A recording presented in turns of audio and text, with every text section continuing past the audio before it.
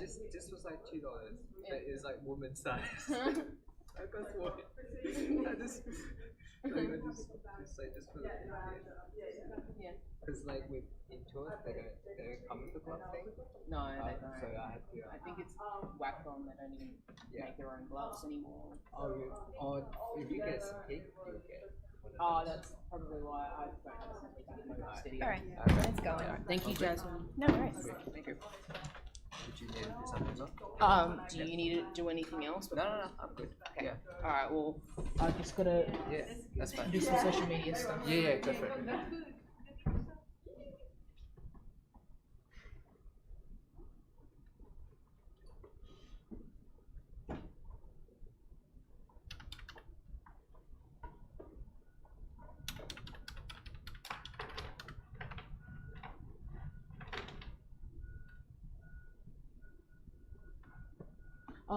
Jordan, we need to go to the bank today for scheduling.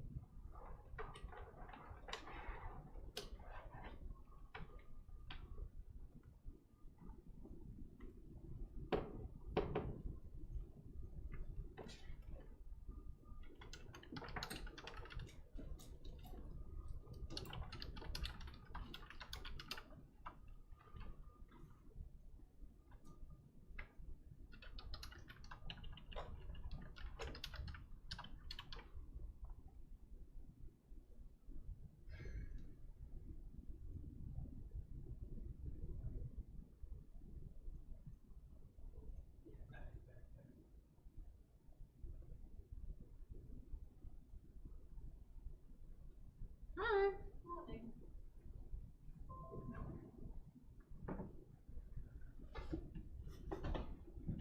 Just double checking that's his real name. Just, I know that takes up a while. I just thought I'd double check. Am I doing? I need to change things.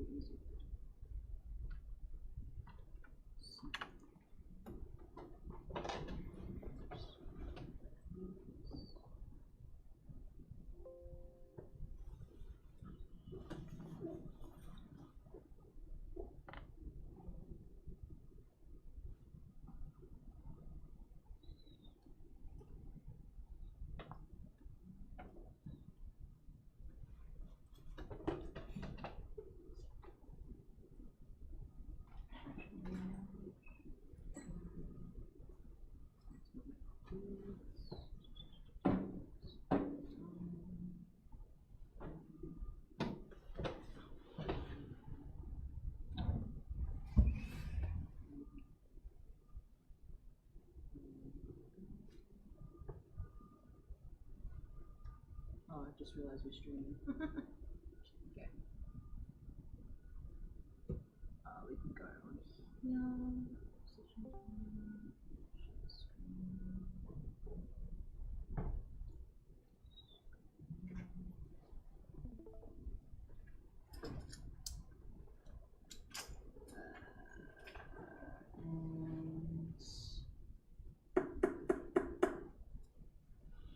I think that's all. Yeah. Oh, by the way. Yeah. If just keep an eye on the chat. Yeah. So it'll be session chat here, and session work here. People wanna if you give them homework to do stuff. And there's a chat on here as well, which there should be a chat here. So when people say, you know.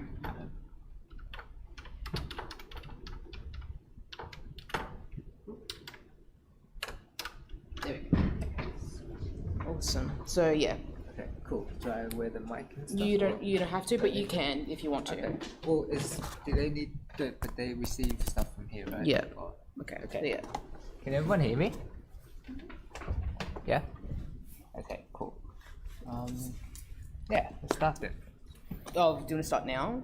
Oh, wait, what's the time? Oh, no. Okay, 4 minutes. Yeah. we got No, 4 because I've noticed a lot of people like come in like late. like 5 Yeah, minutes late. yeah, that's cool. It's Yeah. packed. Yeah. Okay. So let's do it. Not packed, but like there was like 5 people at 11:55 on Friday, and then by 12:05 there was 15 people. So I was like, okay, all come in at once then. Okay, I'll try and I'll try and get used to Photoshop here. Maybe where it says discord.com is sharing your screen, just hide that. Where? Yeah, there, on the bottom. Discord. Yeah, hide. There. Oh, right. There. That's all. Right. Okay. Cool. Oh yeah. Just want to draw.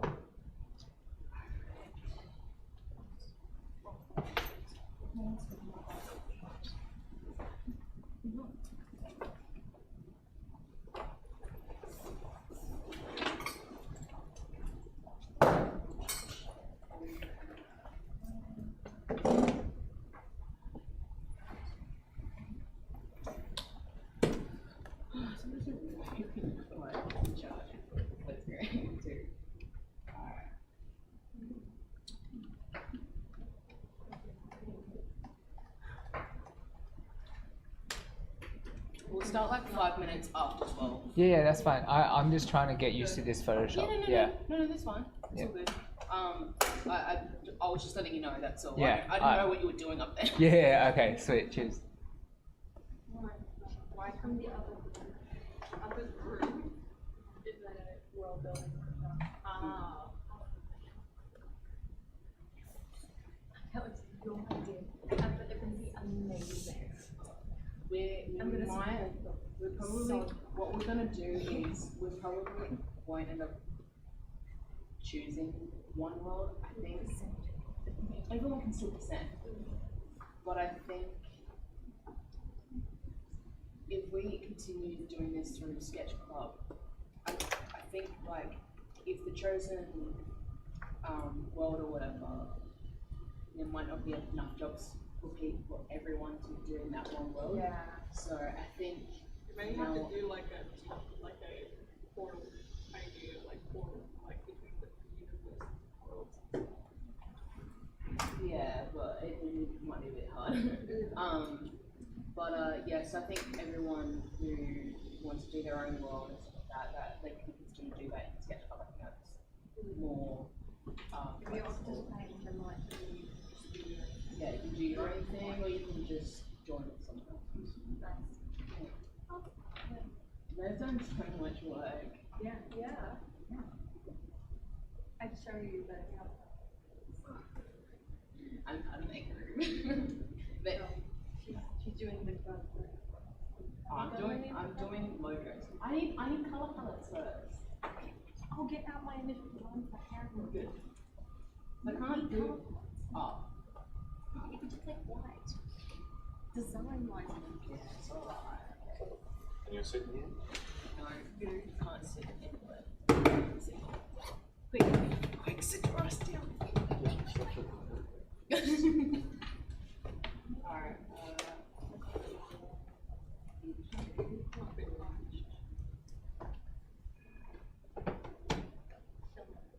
No. Yeah.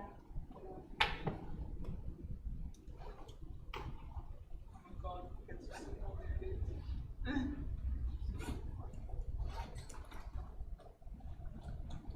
Maybe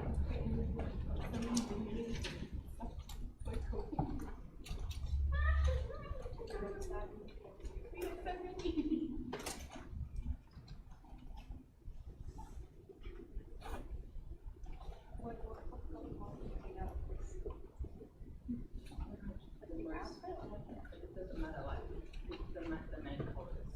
Have you done on the Discord? Have you actually? We should do like a section part where we can assign people to groups so they can talk in the chat in the Discord. In like different channels. You're gonna find different roles in different People channels. actually use it because, like, I don't want to make a bunch of channels and then people not use it, and then we have a bunch of unused channels. I mean, but that one is like for discussion of like Yeah. if people want to exchange ideas. That might be actually a good idea. I'll ask everyone.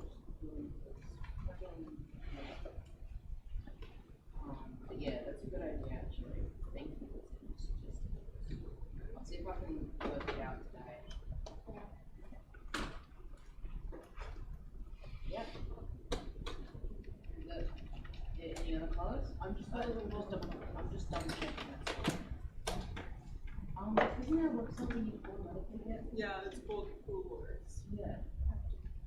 It's such a cool word. Okay. You don't have to. It's all good. Lucy, is that for yours? No. No, it's not.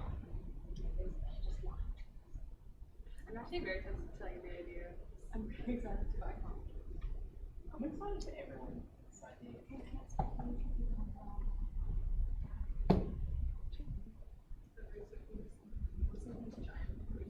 Right now on my leg. Yeah, how do you get that?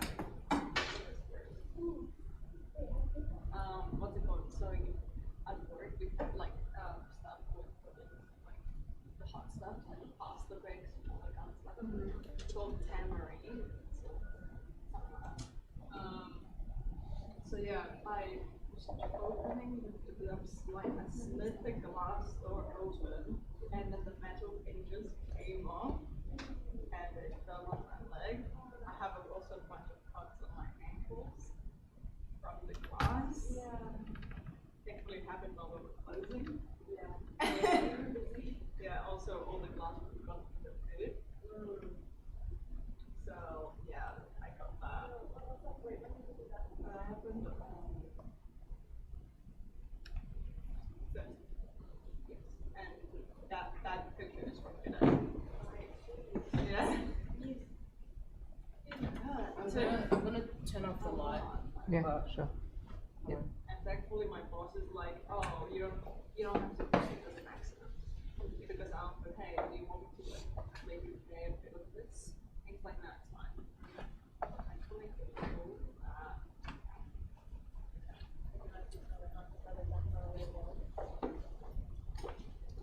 around or alright, let me stop my quick.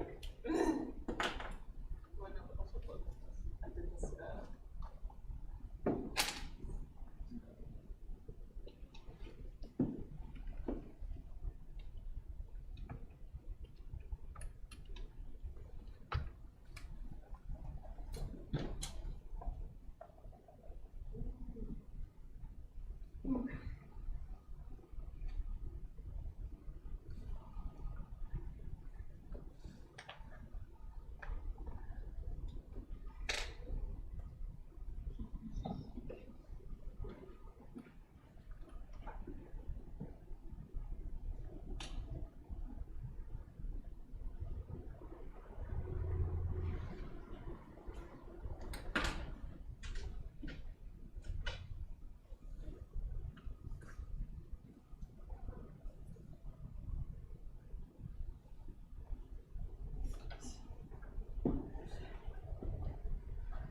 Hasn't started yet. The elevator's taking forever. There's a group of kids downstairs.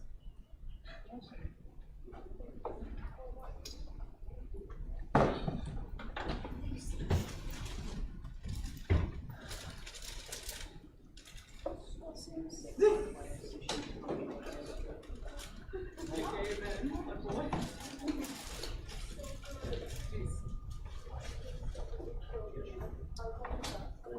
Oh my god, where you crash. Let me see. I finished Superstore last night. I set up the frame. Yes, I watched the last one.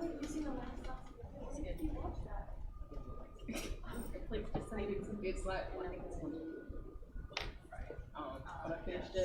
because of like COVID and it came close to a couple of things like that. And like,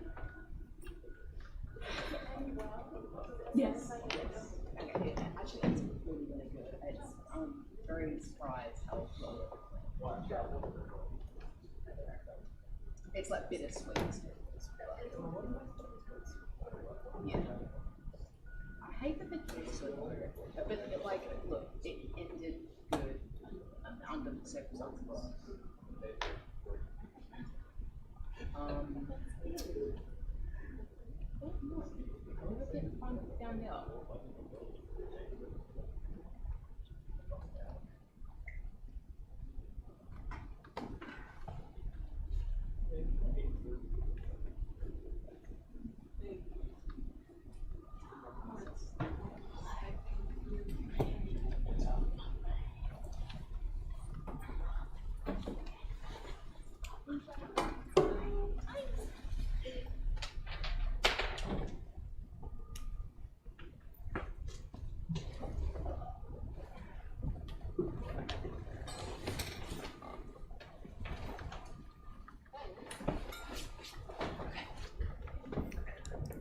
Okay, we'll start? Yeah. Yeah, cool. Alright. Do I stand up? Introduce yourself. Okay. Hello. My name is Duncan, and I work as a TA here, and I also do. I'm a graduate. I graduated 2 years ago, and I've actually been drawing. Like I've been in CW for this is my 7th year. Well, I'm around like this is my 7th year. I've been in Adelaide, and before that I was in Sydney, and I did like a fine arts course over there before coming here, and yeah, and I specialize in like character design, and I do mechs as well, and I also do a bit of environment, a bit of everything, but mostly like sci-fi kind of stuff. I'll show you my portfolio. So yeah, this is kind of the stuff that I do.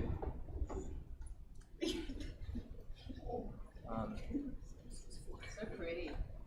Alien, spaceships. Oh, more spaceships. Demon.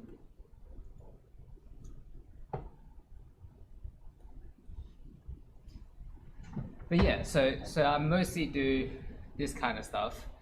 Although lately I've kind of been finding my own style. And this was me, like actually it was 5 years ago, so it was a bit earlier when I was, I think it was when I was in my 2nd or 3rd year. I was doing like vehicles a bit.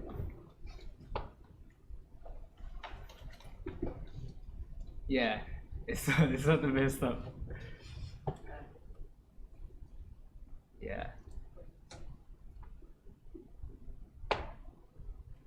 Yeah, and there's a bit of level design. So I do a bit of everything.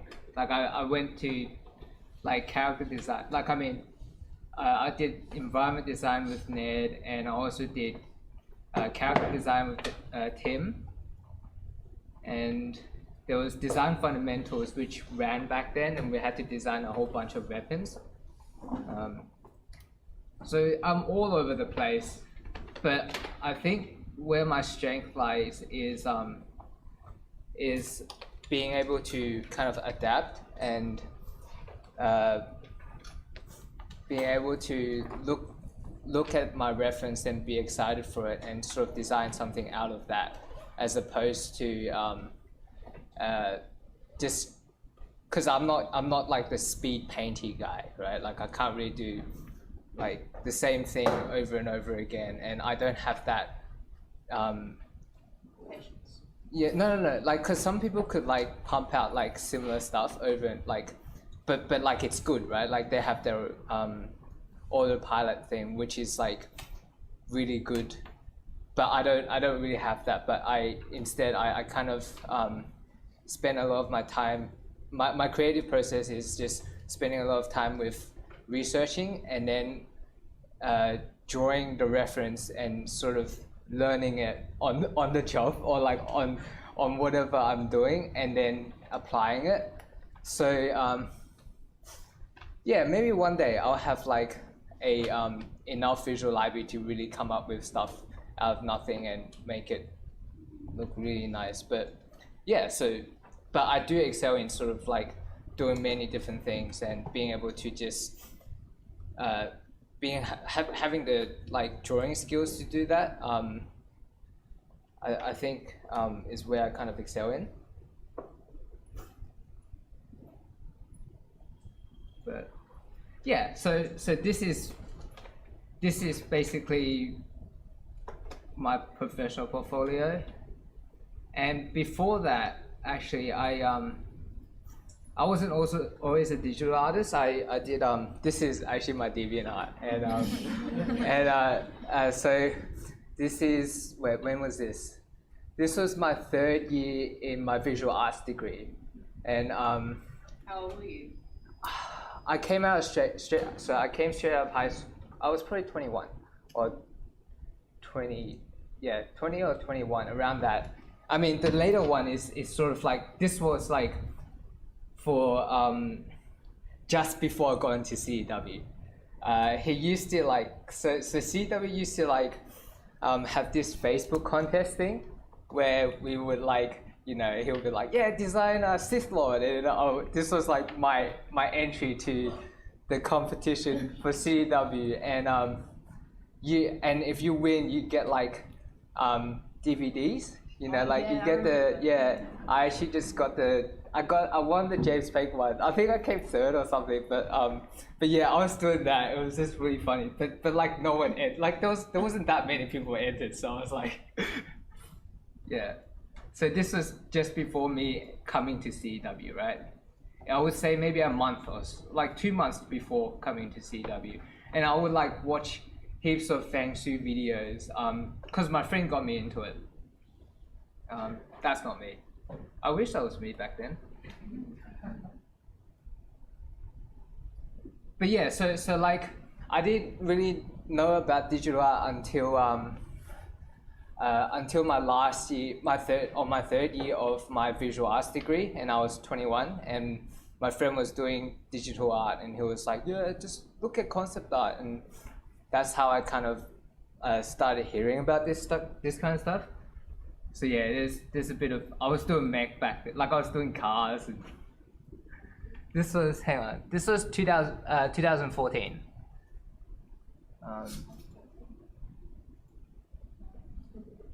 Yeah.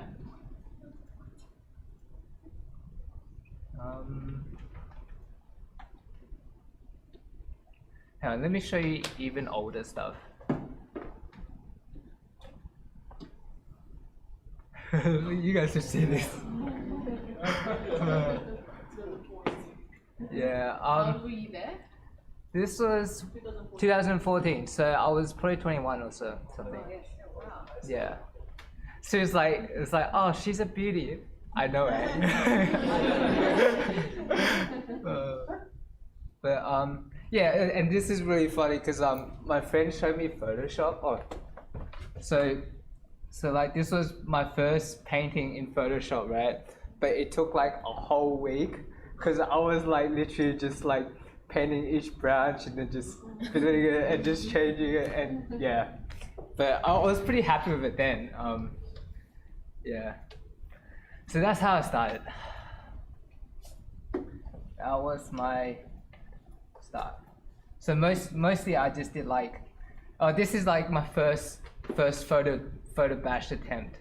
I mean, I don't photo bash now even, but yeah.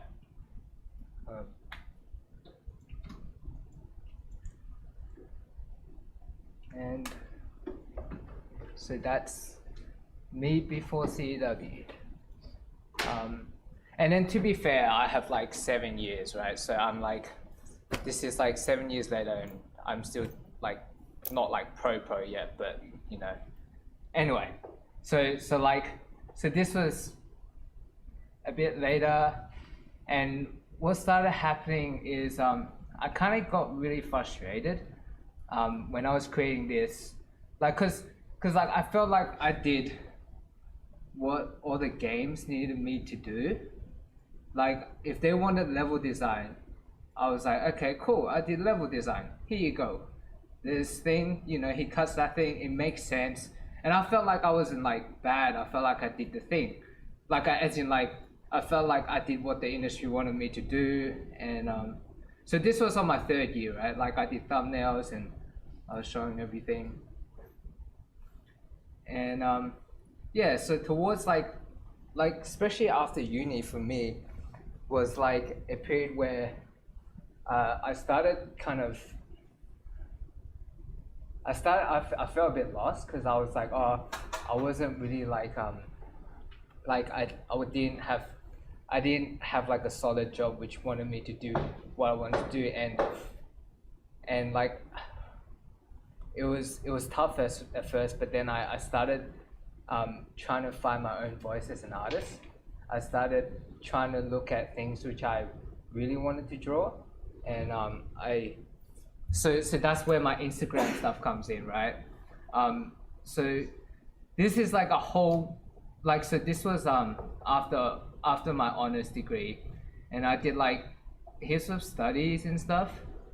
I mean, it started off with studies, and then like I started doing more stylized stuff, and it's just me trying to like find out what I wanted to do, and sort of just me exploring different you know, stylizing a bit, and trying out a bit more painting, seeing my, because I learned all these different process from CEW, because there's like, you got David and Tim. Well, you got Tim, who's more of draftsman. David does more of like a value workup, and then you got Simon, which is like he would like look at shapes more. He's more shape based. I mean, before he got to the 3D stuff, he was doing more shape based stuff, and so I've learned everything there, right? Like as in like I'm not like, I haven't learned every single thing, but I've kind of, I can do a bit of everything, right? And then I kind of started, because I was kind of, I had this time and I just made my own thing. I started playing around with process and kind of like mixing it together to see what I'm most inclined to doing in my own way. So it's kind of like mixing all the techniques I know together to create kind of what I've started doing now. And I think like this is where it starts hitting the sweet spot for me, where I'm like, oh yeah, I really like kind of, you know, doing this kind of thing, where it's more simple, but like it's painted nice. It's like a mixture of drawing and painting. And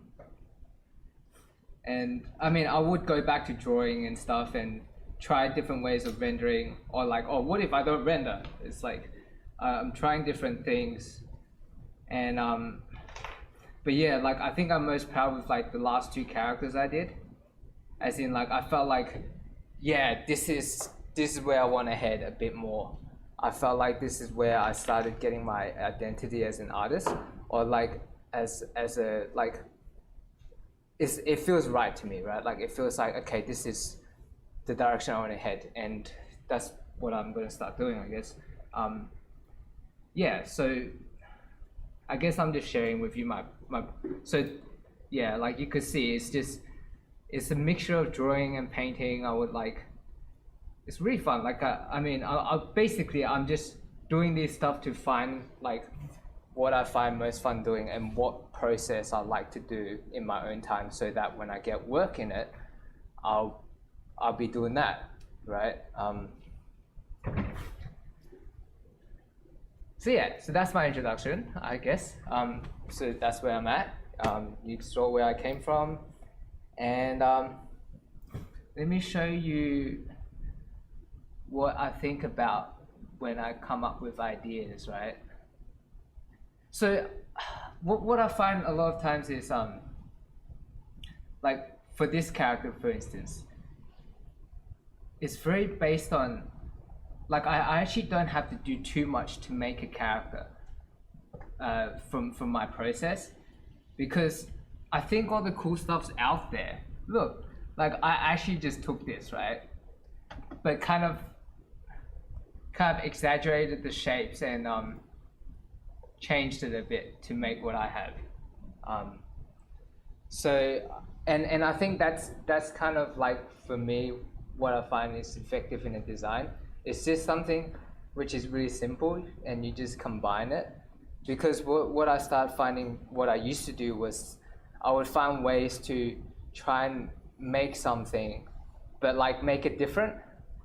You know, I would try and make something, change it, make it different, but it always comes out a little bit funky. Like it just looks a bit, it's like I'm not being direct enough. Yeah, so the idea with him is I felt like he was like an impenetrable wall. So I want him to feel like he's unmovable, right? So how do I do that? Let's just make his pants and foot squares. Let's just make his fist squares. Make the dog square so that he looks like a fucking wall. So like no one could get past him, right? So it's just that shape language design. It's just combining the reference with what I feel like this character should feel like and kind of infusing it. But I think like it's important to be aware of to do it freshly each time, right? Because each character is different. So for this one, it's a square because, you know, it makes sense because I want him to make him feel, you know, heavy, tough, and, you know, you don't want to fuck with him, right? That kind of character, and it works. And but for another character, you have to kind of study it and sort of have a feel of like what this character feels like to really draw that essence out. And then the rest is just, I just gave him robotic arms and like gave him like, you know, just little stuff which makes the image more interesting. It's just a bit of contrast and shape design and things like that, and voila, you got a character. But that's like, you probably won't be able to find a, you know, exact reference every time, but I think if I can, I would like, my process is I do spend a lot of time just finding reference and stuff, and well, not heaps, but like I try to see what's out there that's exciting, because I think I'm really inspired by that personally, yeah. And like, say for the rollerblade chick, right, for instance, like I don't know, like this idea came out of I was like, I really like I don't know if you guys seen the anime called Air Gear, but it was like a rollerblading manga which I used to read as a kid, and it was like just about like just rollerblading and going really fast, and people were attacked with like rollerblades and stuff. I don't know, they would kick and then like shit would fly out. And I thought that was really cool. And yeah, like I wanted to do something with rollerblades, right? That was where this character came from. And I started like, I mean, before all this, I started off like just drawing rollerblades and just trying to get familiar.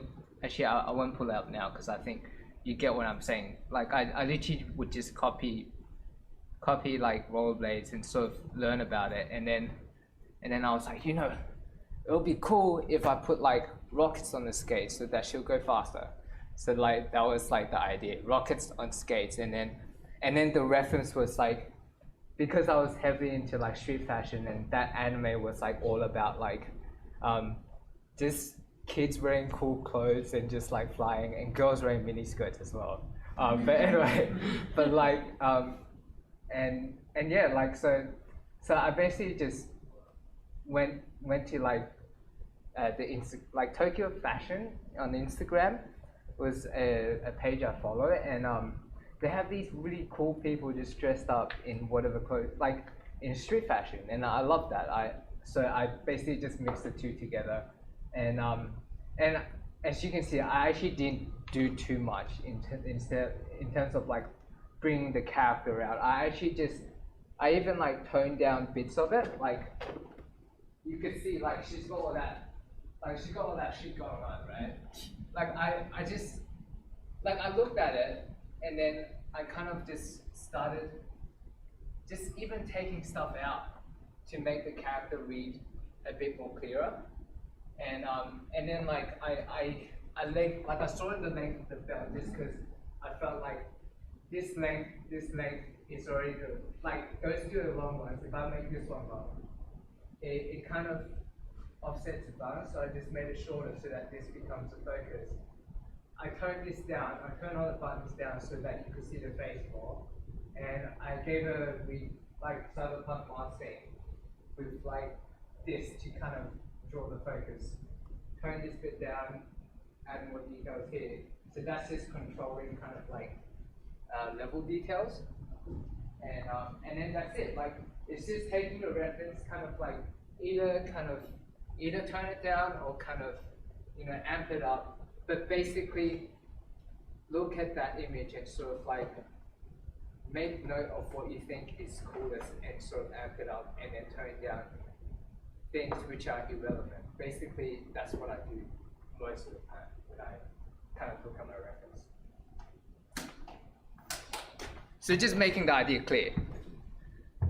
And then like, I want to make her feel quick, so like the way I posed it was like she slanted, like her rollerblades are taking her further. And that's like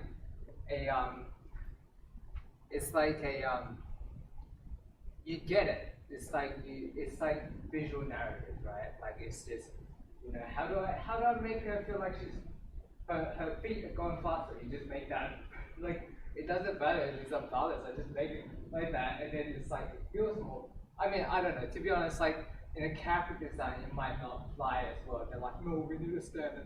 But like, if I was to communicate what that character is about, I would pose it like that, right? Yeah. So you kind of get the sense of the feel and things like that.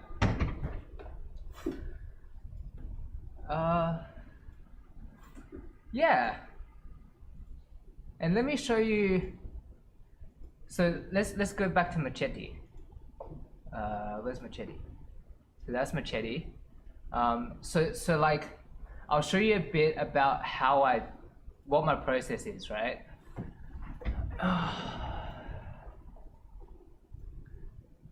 Oh, so weird. It doesn't clip to the thing. Oh, let's just delete it. Nope, not that one. Nope, not that one. Machete. So that's Machete. So that was me, like, so I started off with a study, right? Like I was drawing it, and this is me getting filling out the reference, right? Like I start off drawing it and try to design the shape as much as I can. It's not perfect the first pass because obviously it's not what you saw at the end, right? Like shape-wise, but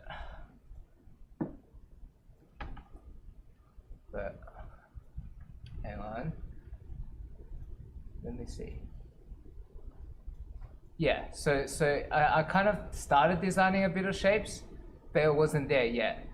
So my process is like, if it's not good enough, just draw it over and do it again. And then basically like I would just draw over it until I design the shapes well enough that I start coloring it. But before that, like, sorry, I jump around too much, but before that, I would like kind of play around with the pose. I was like, yeah, what if he has a knife? And then that's where the cyberpunk thing came in. I was like, just switch his arm into like cyberpunk arms, and then just give him a big machete. And that's me playing around with the robotic arm. And then I just like, these are rough drawings, but it's just for myself. And if you guys design, I think this is a good idea because it's really quick and efficient. So I was just playing around. What if his right arm is different from his left and his sword is coming out? And then I tried another option where maybe he's got one of his arm has cybernetics, the other doesn't. What happens then? So that's kind of like my thought process. It was just me playing around like at this stage. By the way, it could be even more messier than this. Like I'll show you more messier stuff later, but yeah, like, and then I think I picked this one, I picked this one, and then took out the goggles, like took out the dog. I don't know. I gave him some VR goggles, but took out the weird ass goggles and then just and then took him out from there. Oh, I'm sorry, I forgot. Let me see if I can. Yeah, I forgot to show you the. Basically, I just painted in black and white before using color adjustment to paint over it. I was gonna include it. I forgot to include the next step of it because that's a bummer. But yeah, so you get what I mean. Like I would paint over it and then I would fade out the lines. And this is me kind of studying. Like this is something else. This is like a crab, and I would draw it and then try and turn it into a spaceship or something. And then this is like, so you guys could try and do that too. If there's a specific animal or something that you're designing from, and you need to pull out some ways to kind of carry that form language across, just copy it at first, and then try and draw out simple icons that stands out for you with that thing, right? So you're pulling out like, oh, there's repeating shape of this, or like this thing is like, this thing is reoccurrence in this crab, or like in this. And what you can do is, rather than looking at the crab that you've drawn, or like the whole crab, which is overwhelming, you could just look at this icon thing and then just be like, I'm drawing a bike mixed with a crab. So I'm gonna like carry these shapes which I've pulled out across instead of pulling the whole thing.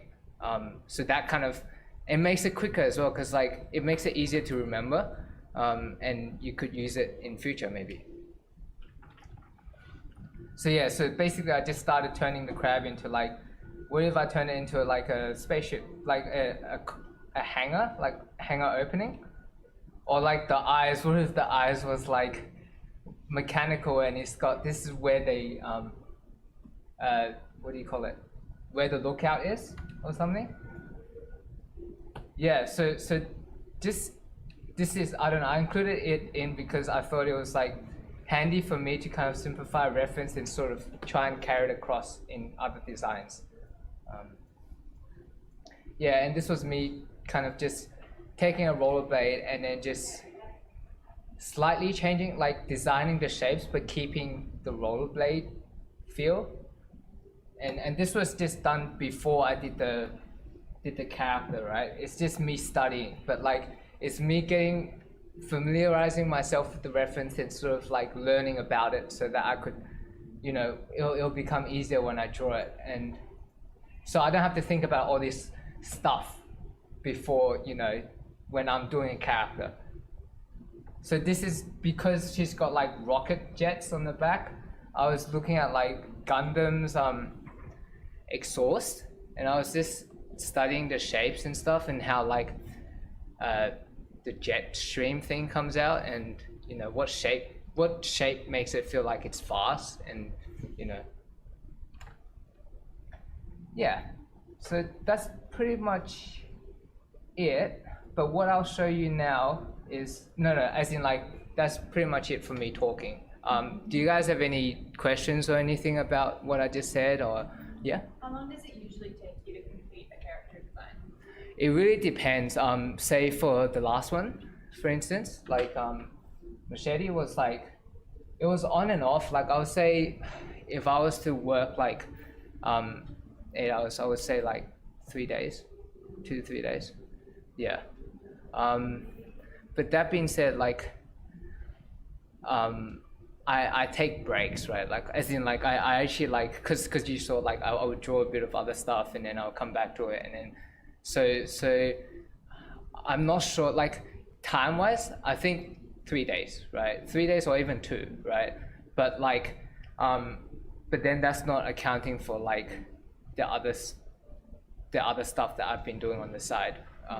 Yeah. No problem. Yeah, anyone else? Or we all good? Alright, let's just start drawing now. Okay. Alright. So, what I want to show you was, I was doing this yesterday. Basically, I'll just show you how I paint, and I'll take you through my process. So this is me just taking a reference and sort of like just painting it up and drawing it.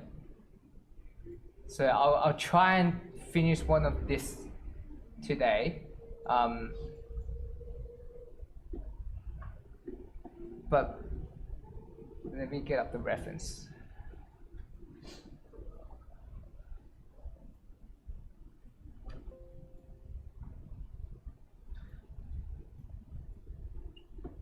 Okay, so it's 12. Okay, no, we've got enough time. Okay, let's do a few drawings first. We can do this together, by the way. So let's draw her, and we'll try and design the shapes and try and pull out what you think is cool about her, right? And I'll do it on this side, and we can. I definitely really like the pants. I love the pants. I think they're cool. Her hair's cool too. And her jacket. I mean, everything's cool about her, I think. Let's see. That's my pen.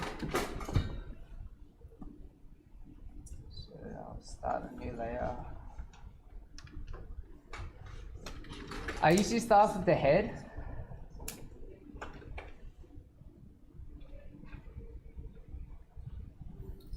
Hang on.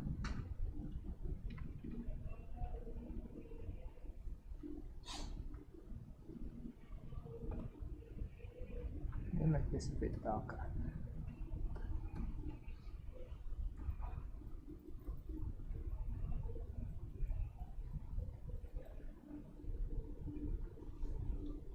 Neck, I like to, for girls, I like to exaggerate the neck to be a bit thinner.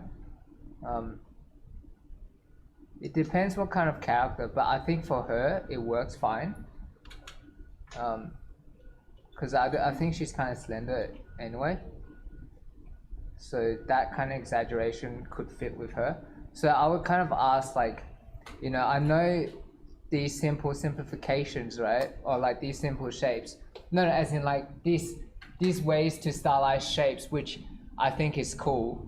But I would constantly ask myself, does this character, does it enhance this character's character by doing that? Because like say, big eyes, right? Like big eyes usually look good on girls, right? Like, but sometimes like for the character, it kind of makes her, it usually makes them feel cuter or like, I don't think she needs big eyes. I think she's kind of cool like that without, but, cause yeah, she doesn't feel like the kawaii type. Now let me make this a bit smaller. Yeah, it is. So I remember Andy talking about gesture. So her gesture would be kind of like, you can see the big overall flow, yeah?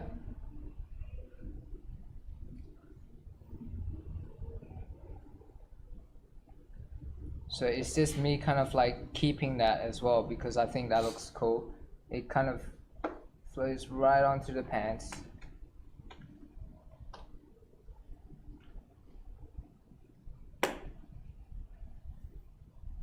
And kind of like the way her like shoulder comes out, like it's kind of like, you know, I don't know what it is. It's like a sassy way of doing it. Posing? Is it sassy? I don't know. What what?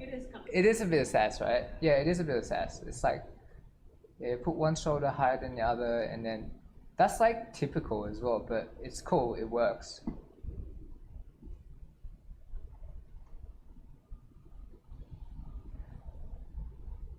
Arms.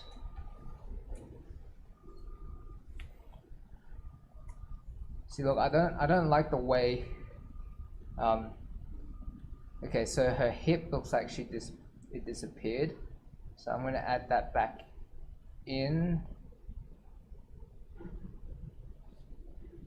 And this leg feels like it needs to come out. So it's constant editing, right? Like it's just me seeing whether this feels right to me, whether everything is flowing. Which, by the way, not everything has to flow. It also depends on. For this, yeah, I think it's fine. Like I think it looks cool. I think it's part of her character as well.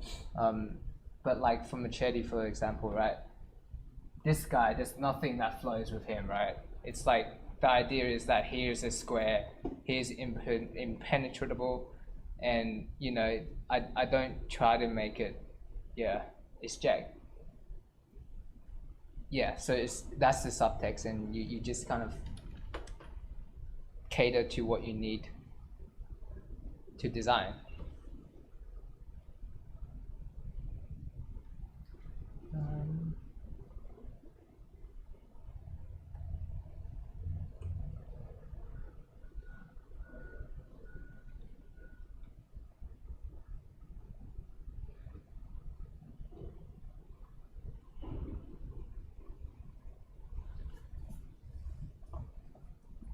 I usually keep it zoomed out and just make sure the whole body is working before I go in.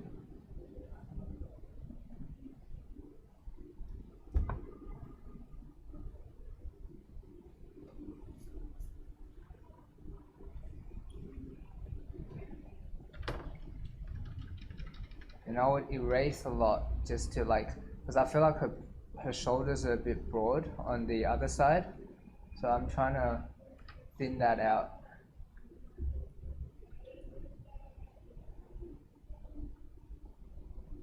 And I would look for, like, if I can, simple graphical shapes which describe what I'm doing, like as in what her action is. It just makes it it just makes it easy. I don't know. I'm just drawn to that because there are artists who don't do that, and it's fine. It's because yeah. It's just where I'm kind of heading.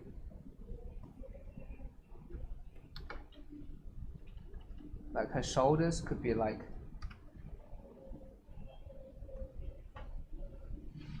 a bit more squarish.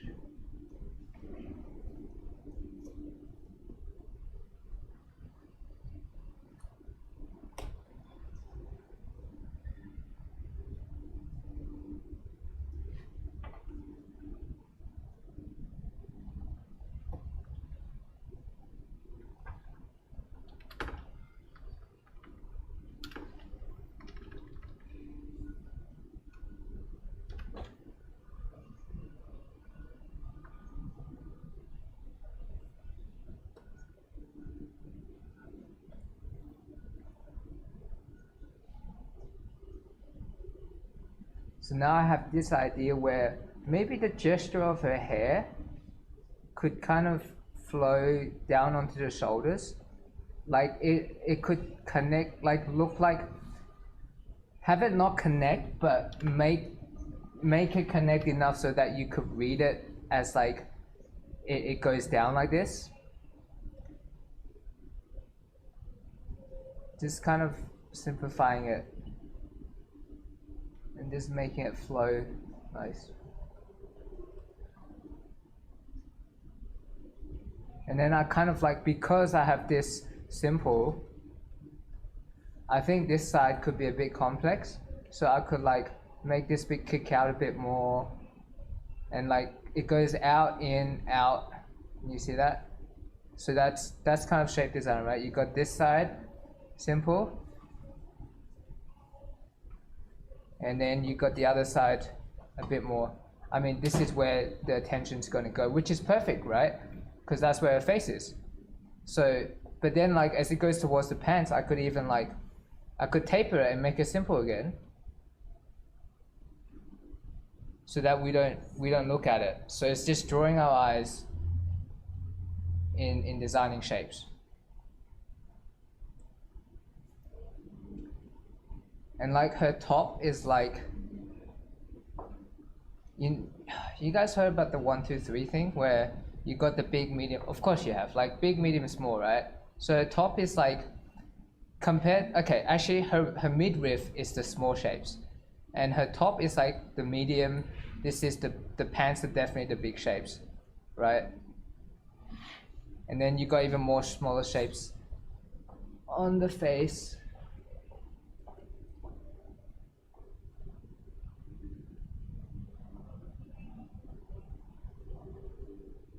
I kind of like the way she's got a square jaw. I'm seeing if I could kind of exaggerate that. Or maybe not exaggerate too much, but like have it, keep it, you know, because that's what gives her character her. That's what makes her her.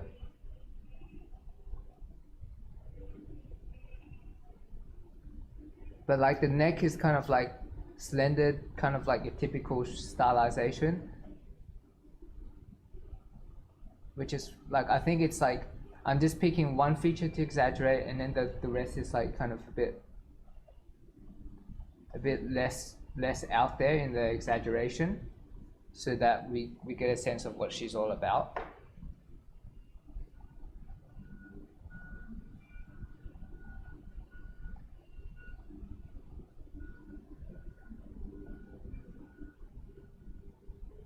I kind of want to move her top up a little bit so you can see her hips. And make it flow to the pants, because I like the way, if I connect the hips to the legs, it kind of creates a nice gesture. So I'm going to move this up a bit. And also, I think it's okay because if I make the top smaller, it just gives more space, like making the size different a bit bigger, it makes it more interesting.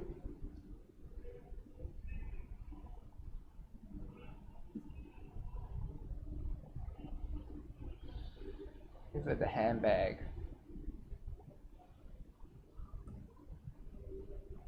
Okay.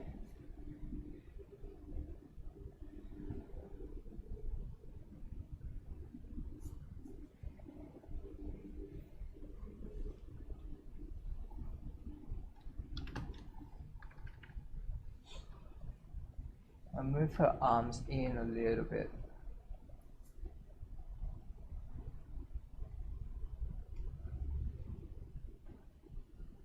Maybe even this side is straight. What happens then? Or almost straight. Or what if it was totally straight? It's just like literally that's how I did that. I'll just be like, what if that was straight? Yeah. And then I would try it. And then sometimes it's like, oh yeah, it kind of makes it, or no, it's no way, don't do it. Like it's, but I kind of go on my intuition a lot when I design, or like,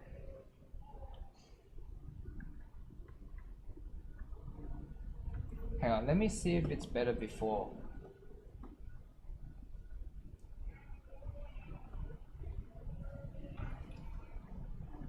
Yeah, I think it's better.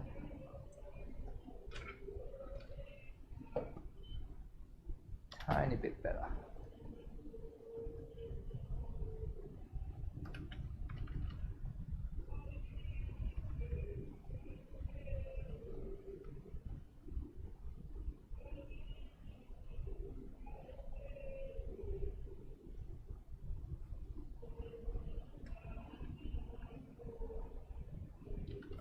I kind of want to make the legs even longer.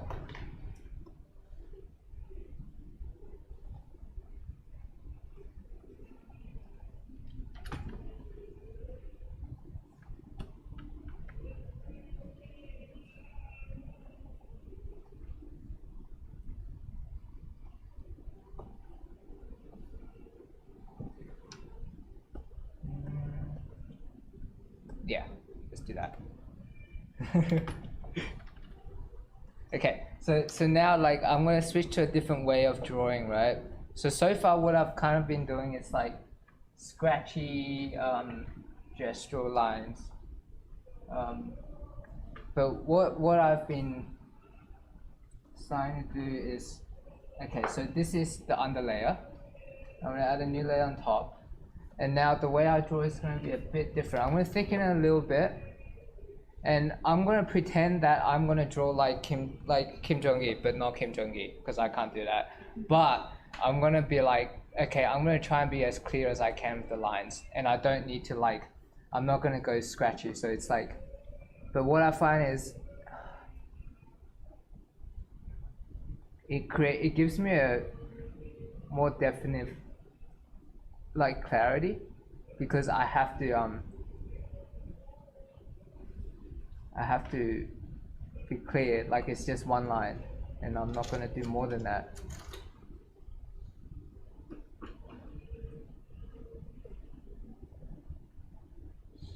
Actually, I don't think Kim Jong-il I don't think he does that, but I don't know who does that. Robert Valley. Robert Valley is someone who's really good at just doing a clear line and just like doing it stylized as well.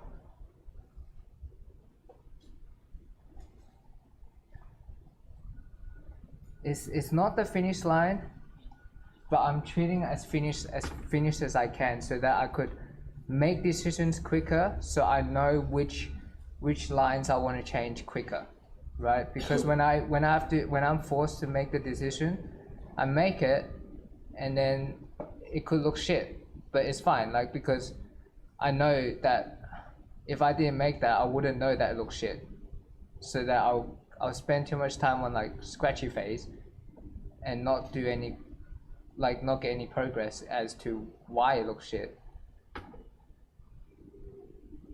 Does that make sense? Yeah.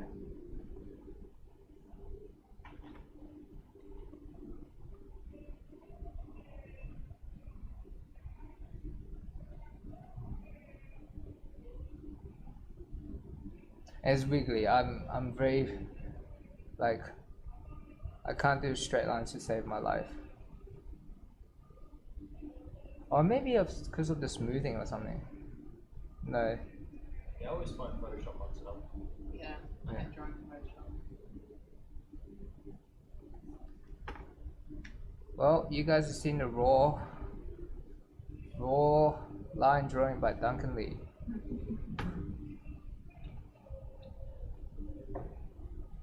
Here we go.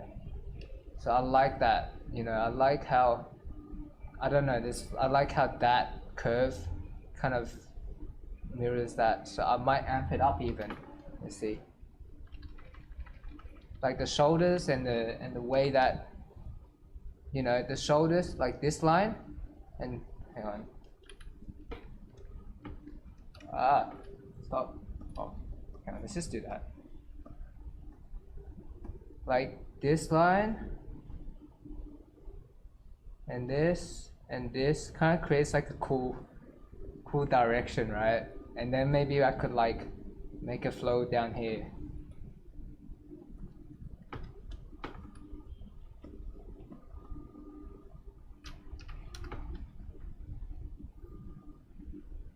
Stop, red. Okay.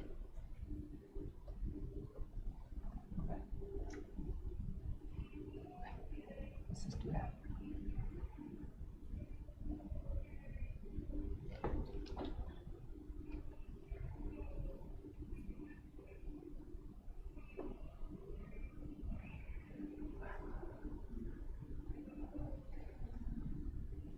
What if I make the pants kick out a little bit?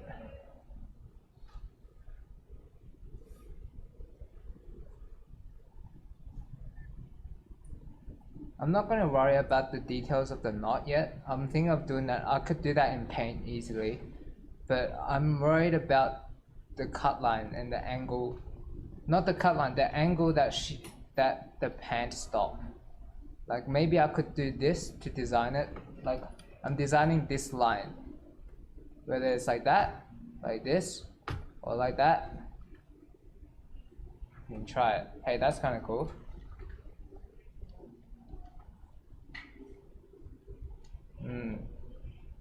decisions. So always zoom back out to see how it feels. And also ask yourself like, okay, for this particular pose, right?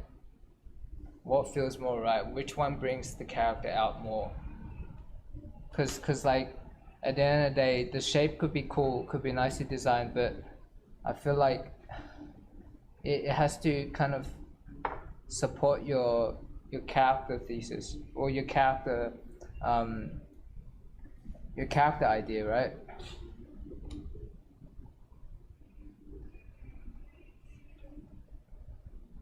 Which isn't much at the moment. She's just a cool fashion chick standing in the street. But she's like, I don't know. She's cool though. I'm not sure what like to describe it with, but there's like a certain feeling that you get from a person, or from different clothes they wear, or like how they carry themselves.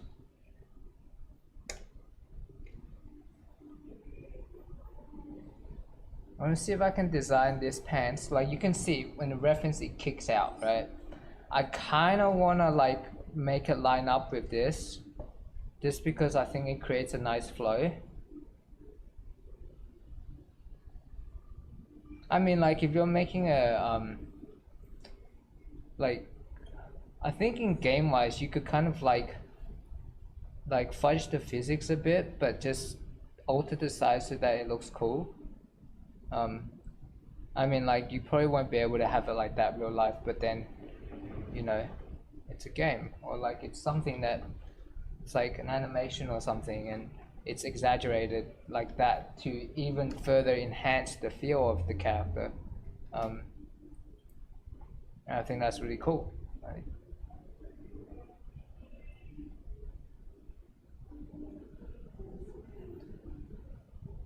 Oh, let's just make a.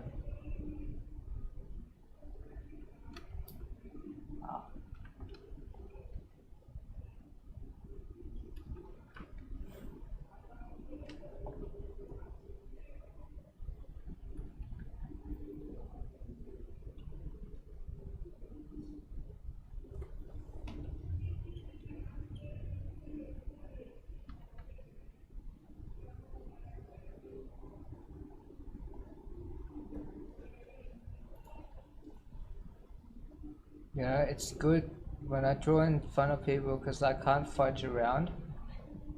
So when I don't, like, I would like literally go back and forth on like a cut line or like some like little shit, and I would just be like, oh, is it better like this? Or like, I don't know, and then I'll just be like stuck on that for like what, like half an hour or something.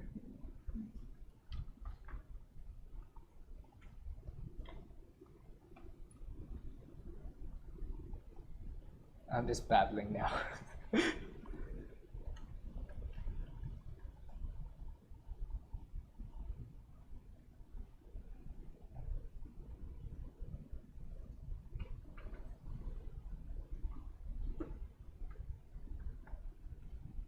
See if I can.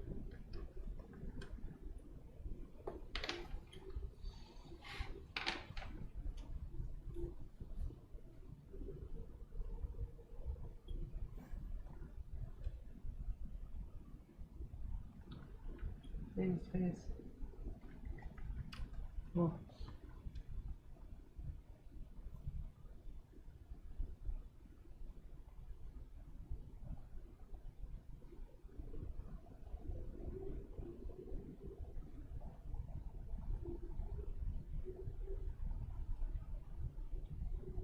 Like, I think she's got like the lips of like, nah, like, you know, the duck lips or something. A little bit. I don't know. I feel like I want to do that. Maybe I'm just seeing stuff, but I think it kind of fits.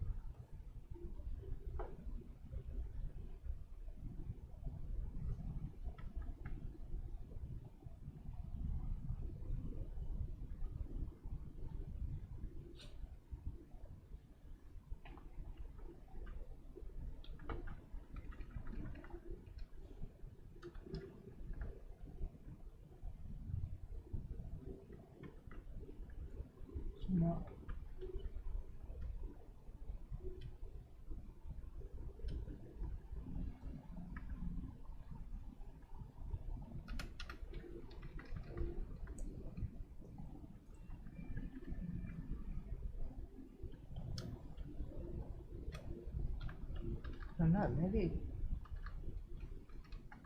maybe the top lid could be a bit higher. I feel like she looks a bit too I don't know how to describe it. It's just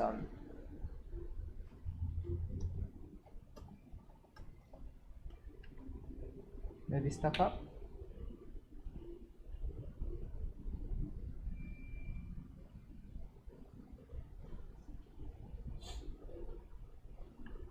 No, I don't like the lips maybe.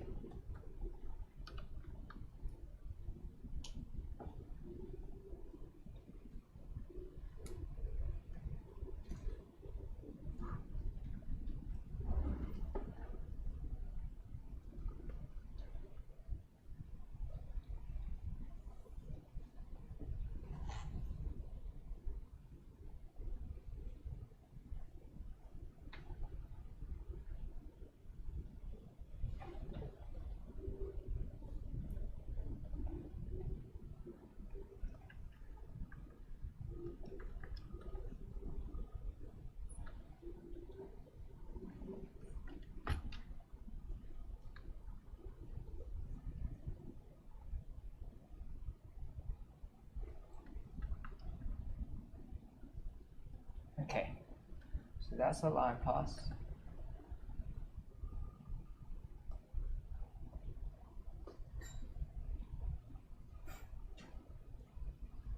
Now it kind of gives me a clear way to judge which shapes are not working, which shapes I want to tweak. So I feel like I want to tweak her heels a bit more so that it kind of does that. Maybe this could be straight and that's curved. So you got your straight and curved. You got straight, curve, straight. Maybe another way of seeing it, as opposed like aside from straight and curve, is you can think of it as simple and complex. So you could have one side simple while the other complex in shape, or whatever it is, like a color, or like, you know, because I mean, you can either make something more simple or more complex, right?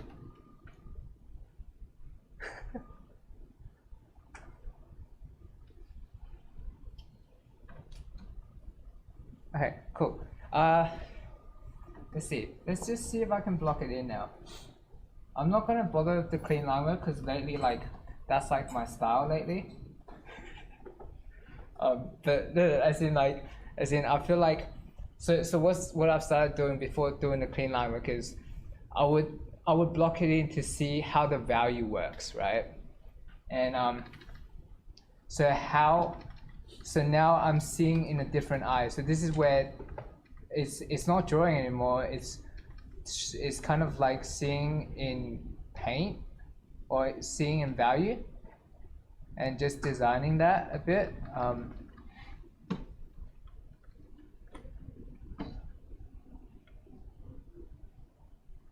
So it also gives me like time to change, right? Because I'm not doing the clean line work. I could like turn this down and literally change the shape of the arm in paint. So I'm thinking differently, and it's going through another pass of like, it's still clean line work, but like I'm still defining the edges, but I'm not defining it in line work. But I'm taking it into the next stage to define it, so that I could kind of gauge more clearly on how the values are working and how everything else is working together. Because sometimes it's like, I used to have this thing where I would spend like forever doing the clean line work, and then once I block it in, it looks shit. Because the way it's like the way the values are designed is not good, so it kind of kills the drawing a bit. So that's when like I would leave it as like a clean line drawing, because when I paint on top of it, it looks crap. So that's why I do this stage.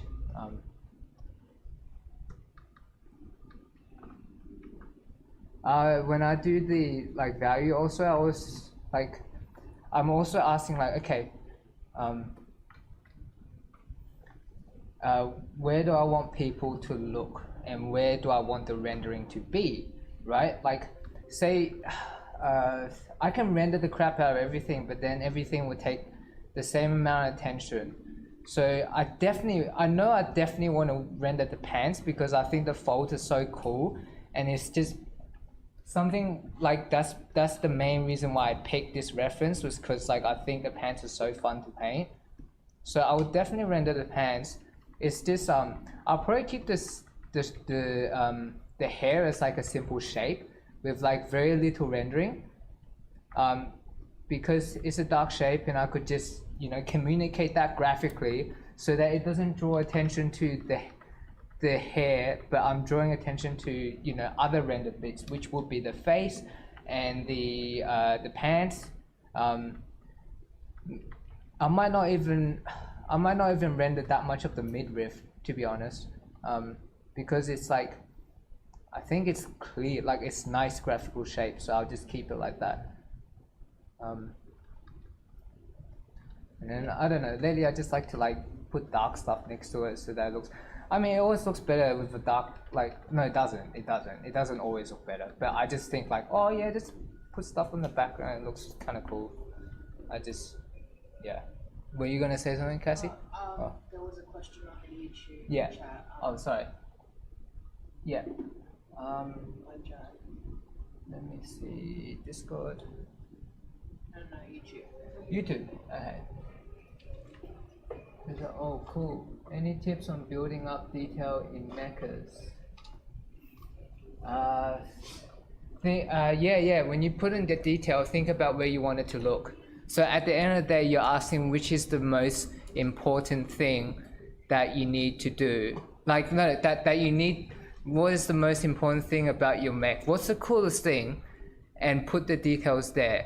And with detailing, try and use the details from like, say mechs, motorcycle, or like, just with the detail, don't go crazy. Just like think about like how panels fit together and stuff, and how the cut lines will work.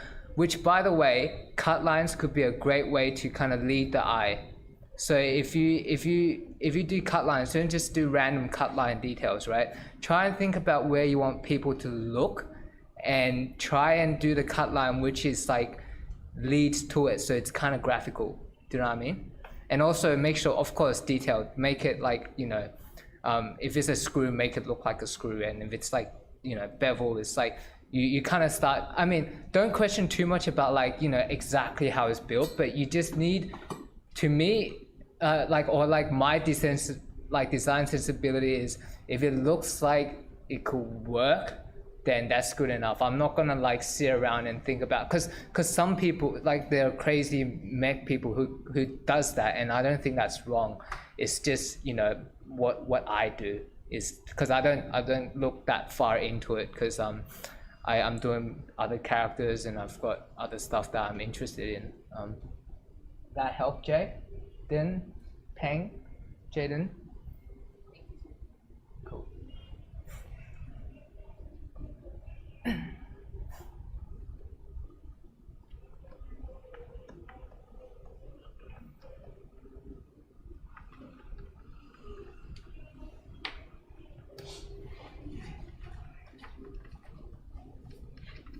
And then now, like, everything's kind of blurry at the moment, but I'm gonna go ahead and punch in the most important thing, which is the face. I'm just gonna like make the eyebrows and stuff dark first, just to get it in there, because I think like when I paint, like, or like what I constantly strive to is like try and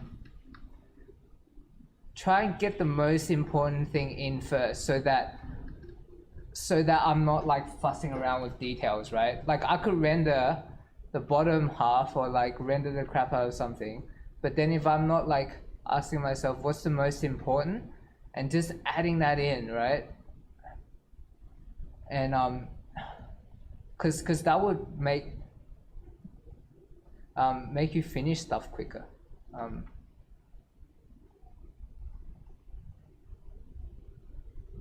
because it reads, right? Like your character reads in an earlier stage.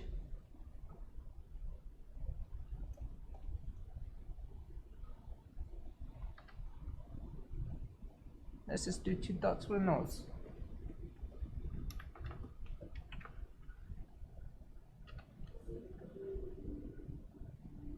Maybe a bit lower. See, look, I'm changing it. I'm not following the drawing so much.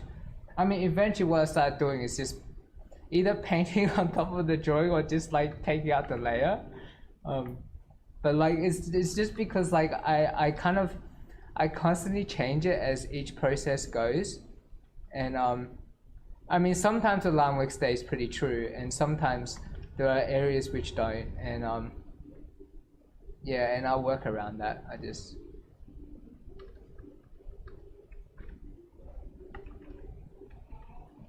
But I make sure, like, so I'll make sure the values, like, when you're doing, if you're doing grayscale, you have to make sure the values are dark enough or light enough for the color that you want to read, like you want it to be.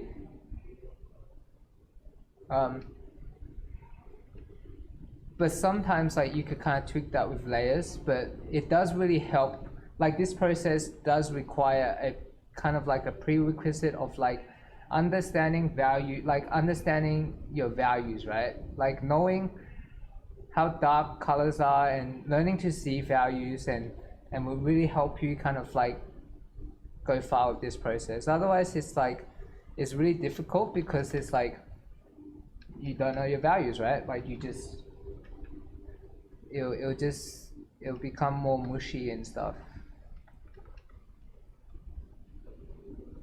And when you add in color, it becomes, I don't know, like it just doesn't work as well.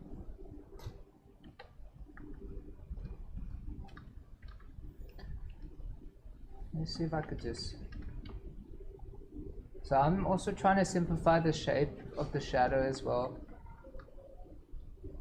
into something simple.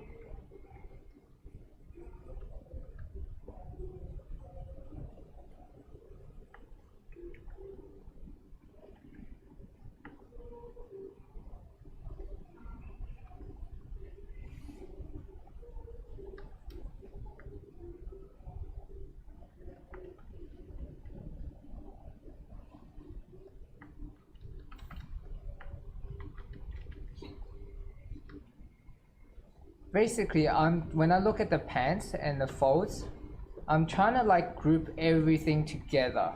Well, not everything, but I'm trying to group them into simple, you know, this is light and this is where the dark starts. This is light and this is where the dark is, right? And this makes it simpler for me. And when I wanted to add in render, like it makes the first read more clear. That's a bit too dark. Let's go back.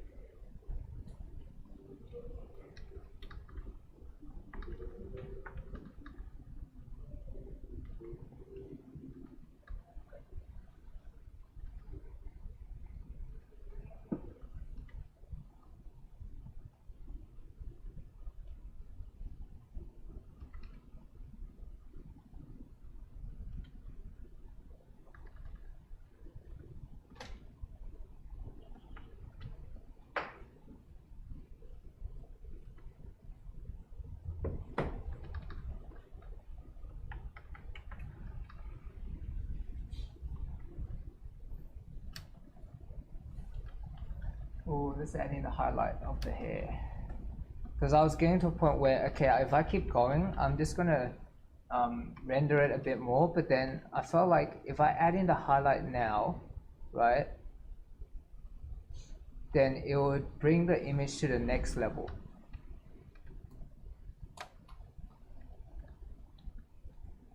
No, don't delete the whole thing. There we go. I mean, I have a really weird way of doing it. Like, I'm just like adding in black, like, or adding in dark to bring out the highlight. But I could do the other way. I could do, it's just I don't think the highlight is that bright. So I don't want to come in with a white. So instead, I'm punching in the negative. Or I don't know if that's what it's called, but I'm basically painting out dark, like the surroundings dark, so that the highlight the highlight stays light.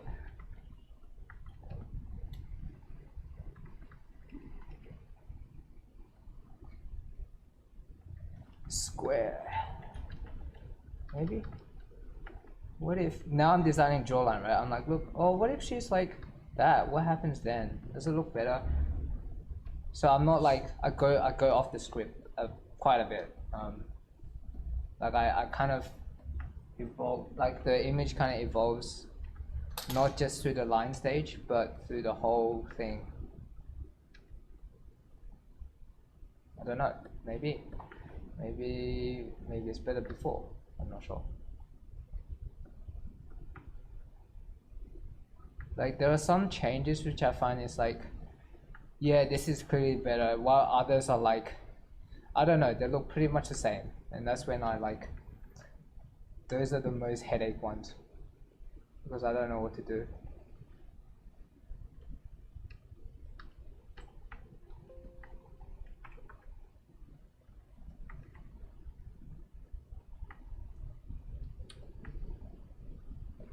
So now I'm designing a shape of the highlight.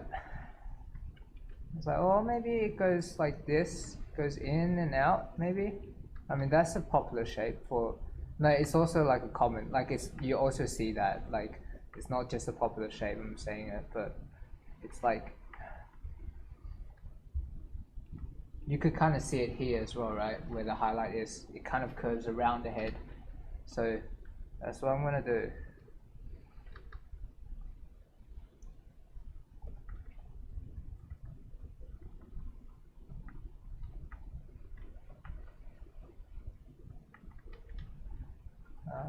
Let's see.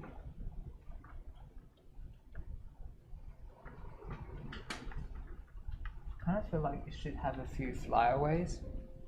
Actually, no, let's not do the flyaways now. I'm getting sidetracked. Because flyaways, I could add that in later.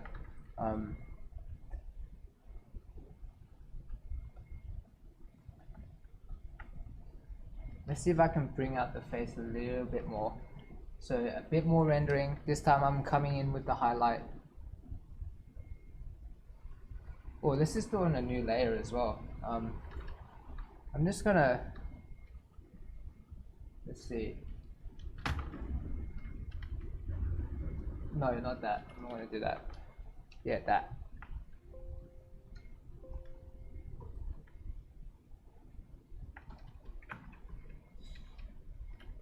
Ah, no.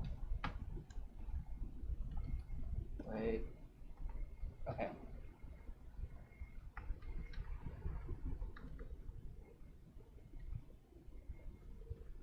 So now if you guys know the planes of the face, this is where it starts becoming useful, right? You know the Asara head? So it doesn't have to be like, you know, it's not exact because her face is not chiseled, obviously, but like if you know roughly the shape, what you could do is just soften the brush that you're using. So hang on, let me use, yeah, let's just soften it. Why is it softened so weirdly? No, it doesn't do that for my Photoshop. It's Tim's Photoshop. Tim's Photoshop. Yeah, no, that's proper soft brush, right? So I'm softening it. So I'm chiseling out the plane because I'm using a softer brush. It automatically blends for me, so I don't have to blend. So I'm just like, oh, let's just use the soft, and then. But the dangerous thing about this is that it has to be really accurate, otherwise you'll look like it'll look like the face that I did like back in the days. So now I'm cutting in with an eraser, right? Because like, okay, you got the highlights, right? No, not the highlights, you got the lit areas. But now I'm gonna do the cast shadow of the hair. Like I'm gonna make this bit a bit harder. And I'm gonna chisel it out a little bit more just so the highlights don't look so doughy. Because sometimes it could look very like everything's smudged and everything's kind of unclear. Well, which I don't think is the case at the moment, but it's just I would go soft edge and then I would harden it and try and find a good balance of like how hard or soft it can be. I keep pressing the wrong button.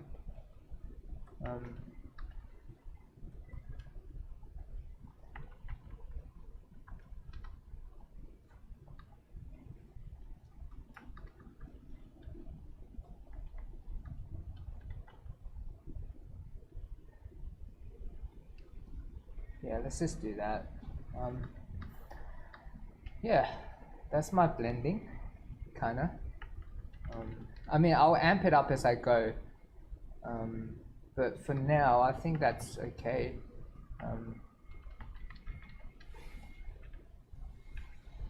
Oh, and I also control. So I'm not sure if you probably don't see this, but when I blend and change, like I use opacity a lot. So I use my pinky to change opacity, and that's how I kind of blend stuff together or make things harder. I just make it 100%, and like I just use the difference in opacity to kind of control my blending.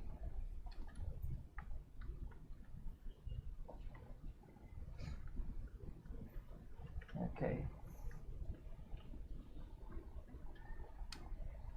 Yeah, I think that's good.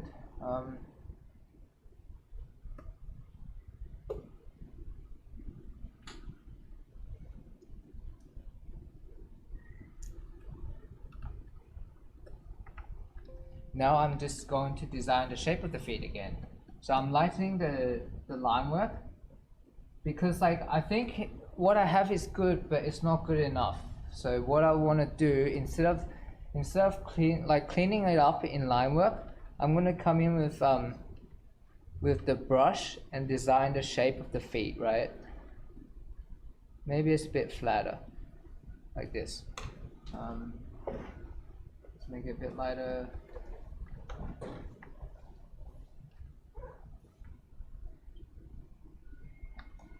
I might make the one side straight while the other curve out a bit more. I think that's a nice look.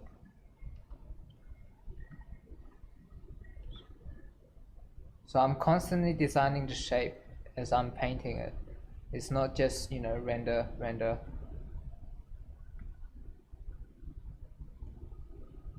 And then tomorrow I'll show you a character that I've been doing, and I'll start designing a bit more.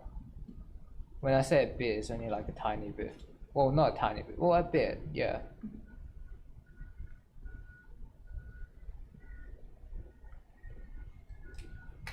Because I can't go too crazy on the demo because I don't know if I'll just like not pull through and then you guys would get like this weird thing. It's like, oh, he didn't even finish the thing. I'm like, oh. Let's see if I can.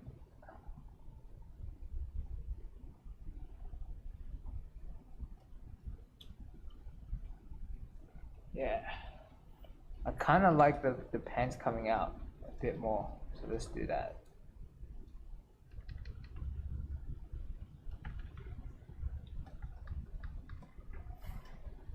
Okay.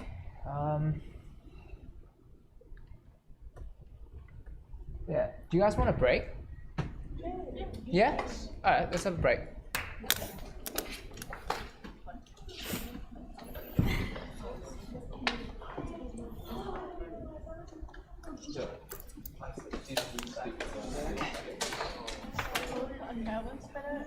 Like at 9. I woke up at 3 a.m. I think I can be like sleep. Damn it. Yeah. I slept like Lucky. yeah. No, I'm not saying that. And my mom. It's fun. No, it's Wow. God. It's like What? Like, can be better way. Yeah, you don't. It was very fast, but very informative. Okay, yeah, cool. He loves getting commissions for no reason. I have this friend who always gets and I'm like, I don't, that's where I'm like, how the fuck do you pay for all of this? Like, this little working guy has really good pay. Not even. I have someone. And he like gets out of the house, like, carrying or something like that. I'm like, dude.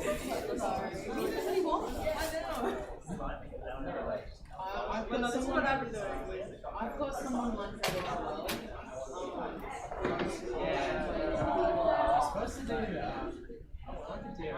Whether he's only a colleague going his thing is always Why? because he wants to work on Dora. That's weird. And I'm just like, can you like proof that you draw it? No, because we're just bored. And like it would be 10 o'clock at night or midnight. I did heard like, I want to do that, and like if I'm like, if I have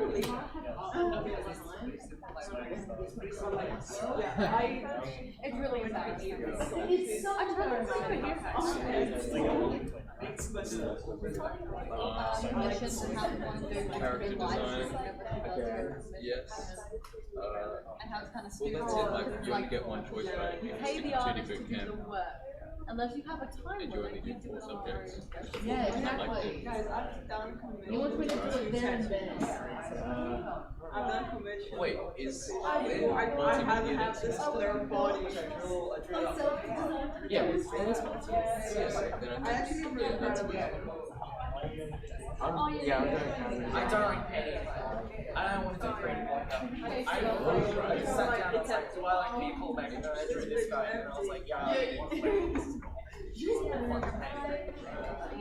This is cool. It's UI. Not again, like, it's just a reason. I did this commission, but I hate it so much. So shiny. It's shiny. Yeah, that's the. I hate it. And then my friend commissioned it. She's like, they're like, oh my god, this is so pretty. I'm like, please, I can't turn.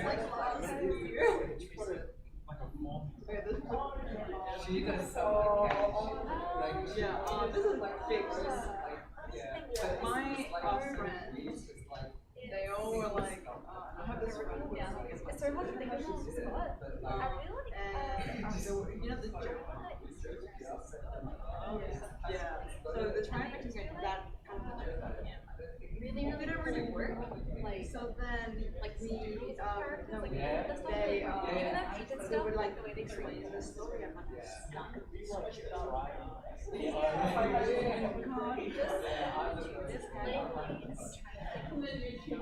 and they're like, we're gonna pay you $120 to do this. And I'm like, I'll do this piece again. This was like last year. This was April last year. yeah.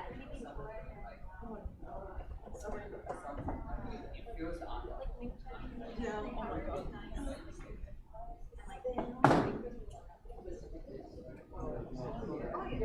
Oh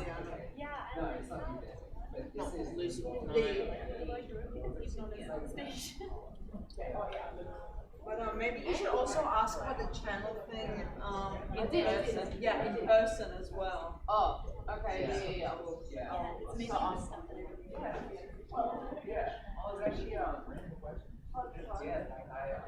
no, I've been hearing about this. Yeah. It's like Yeah, I'll yeah, I didn't I mentioned it, but yeah, like I was looked at the references and I'm like, so I was like, yeah, so I was like, kind of tricked out.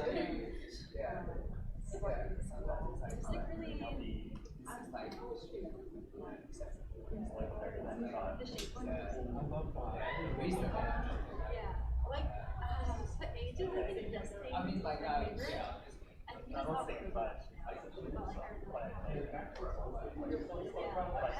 Oh. No, He's kind of like the opposite. He's kind of in this direction, but like not flat. He's very like, but like he's like shaped. yeah, I love that actually. It's just like how he does arms.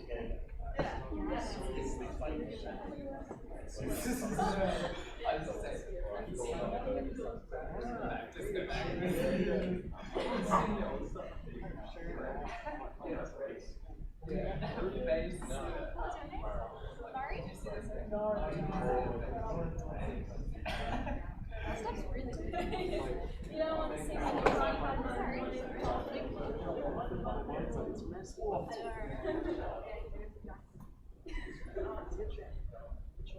I've got Monday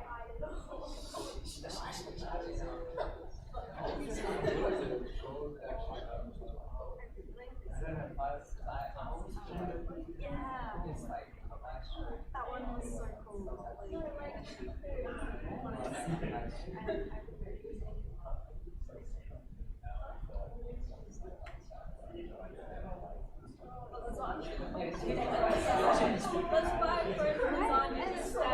He does a sketch and like the sketch is fun and stuff. Because like you kind of think that even though it's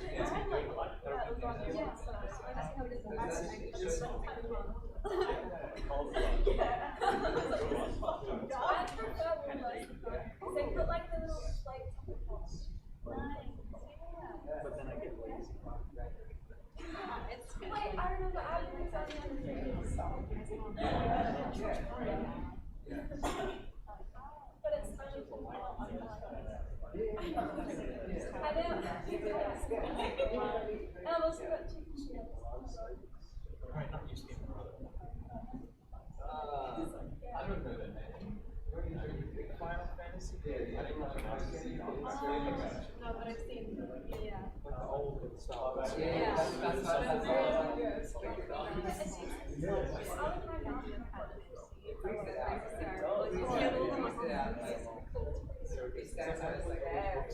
I'm like, I'm proud out of like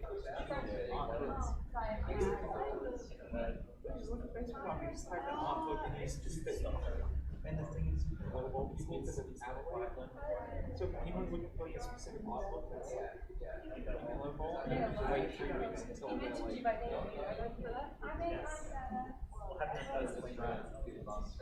I have screenshots of every time. Because I would be like, Yeah, that's really cool. yeah. It's really good. And if people ever go like, no, it's 65 so it's like real life. Yeah, I was doing like I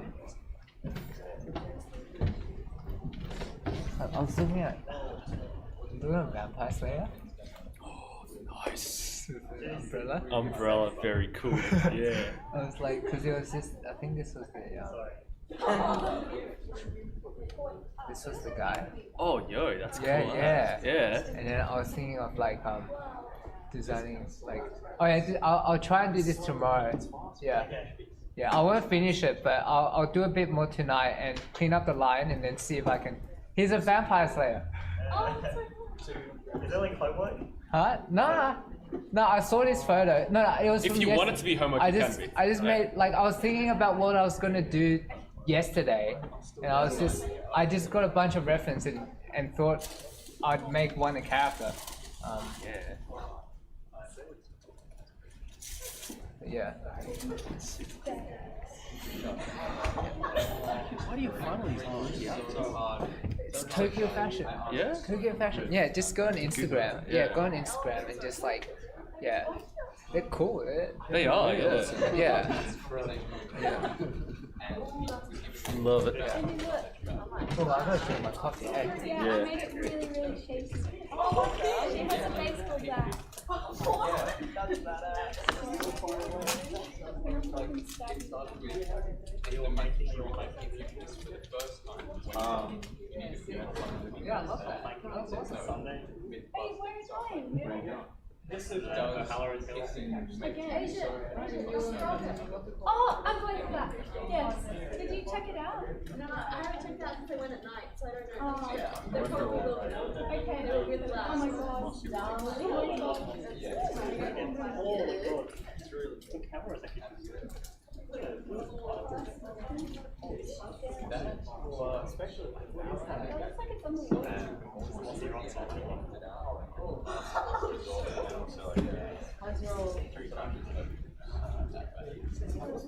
Yeah, it's really good. I'm like halfway through reading it. Yeah, it's a comic. It's like a LGBT comic.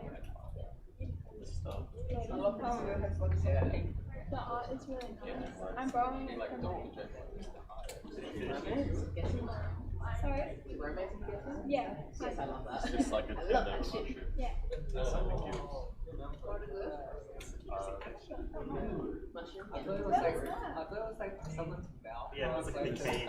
This was where I was walking yesterday. I was in Bolton Park. Oh. This was like Hey guys, if I do a channel or a category of this course, you guys put your world stuff in. Would you guys use it or no? I have no idea what's going on. We made a group chat and no one's talking. Well, maybe I'll put it. Yeah, maybe. Just to, And maybe like his I can set it up as well. yeah, maybe just like get it. Oh, Yeah. just just remind people. yeah, at least if it's like being like moves Yeah. or what you guys Oh, are yeah. doing. It would be good and like people advice and stuff. The thing is, you, Jordan, Yeah, I like yours too. Oh, thank you. like all. I don't know. If you didn't want to keep it a secret, you're not allowed. Yeah, cool. Yeah. I'm not I'm serious. It's not like you guys are doing Yeah, like she's over it. She's like, yeah, it's cool. Yeah. Yeah, sweet. Thank you. So you think that Wait, like so where's workshops are a good idea? It's like I don't know, like, well, I mean, like, No, I mean I like think I told you about it. Well, like, yeah, like, maybe it's gonna like, be I think it's great, like, I guess it's if, like, you know, apparently this guy's really exciting. yeah, that's true. It's Yeah. also like an opportunity to teach. Yeah. It's like kind of rare. yeah, It's also good practice. Like I practice like my public speaking as well as Oh, yeah, it's like yeah. it's kind of near. in a way, like like I in the Discord I've been channeled for like discouragement. Where you try and teach like people your year level That's one cool. concept that you've explained. Ah. And you just make it for infographics. So like when you teach, you like reinforce what you learn. Like that's Yeah, my it's good. I think that's good. And then that's That's a good idea. We're hearing back from our bank person. So they said we'd have access in about a week, which was a week ago. So hopefully by this week, So you could probably find just. out I will be having access to Oh, it. actually, if you have a card. Unless you want to like immediately And I'm like, we should work try. it out. No, it's fine. I'm just kidding. I'll just send it. Oh my god. That was like, no, that was a coincidence though that you just saw that. Like, oh my god. Wait, I'm gonna post it. I say it. Morning, yeah, morning. And then it just like moves and then it stops for like 5 seconds. It's the past tense. Wait, what other gifts do I have? Do they still have that solo experience diary? Yeah, they do. Can you go get it? So the green ones? Green one. Yes, I need to go get it. I've read the first 12 chapters, but once scanned, the last 12 chapters.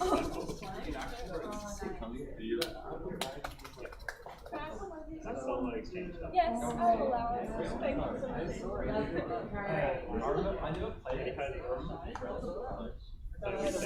Oh no! You guys, sorry, I wasn't sure. Sorry.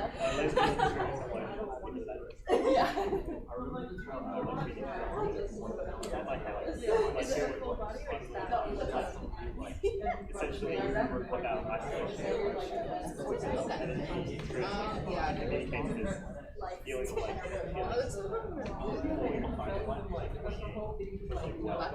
It's not really about being like, it's more about like,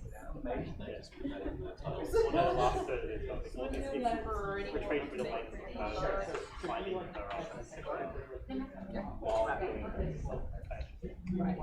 Are you making things for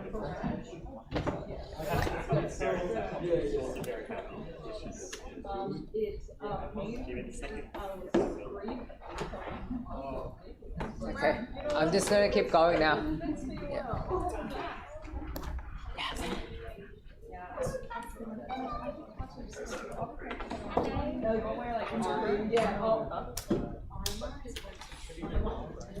Okay, how long do I have? Hey, it goes till 3, right? yeah. 3? Okay, cool.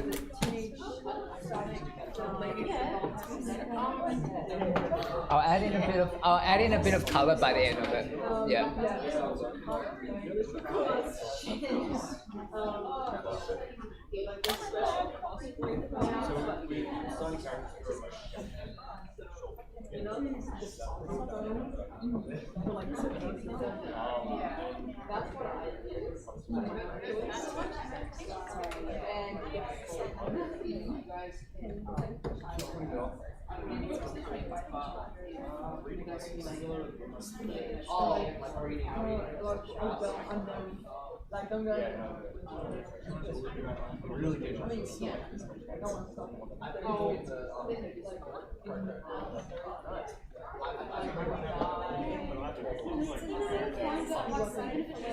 Yesterday I just got the lower leg muscles and now I'm like,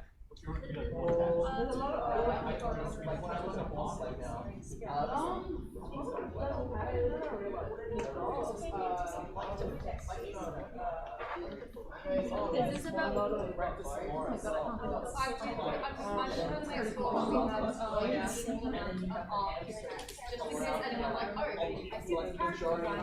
what does that actually mean to the world? So sometimes showing and sometimes telling works better than just showing someone so you're not aware of the world. So just a little bit of text. This character from like a well-known. I just do this with our my like world doesn't it's like one of those like animated lives, you know what I mean? It's like you have the characters, so they're not super connected. This is the bit.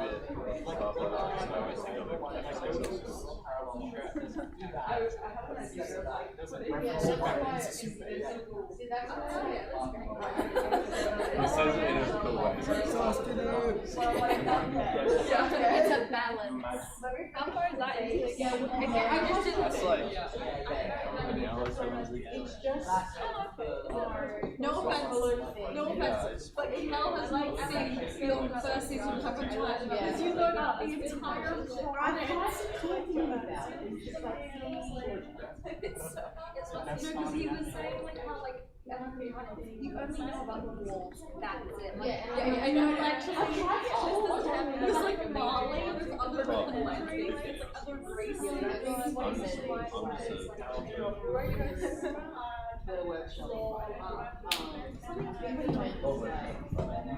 Last Friday, the dude was like, oh yeah, Attack on Titan's like bare bones. You don't know anything about the world. I'm like, watch me on the first season, child. Okay, I'm gonna start again, guys. Okay. He's saying it's like a 20-year long. What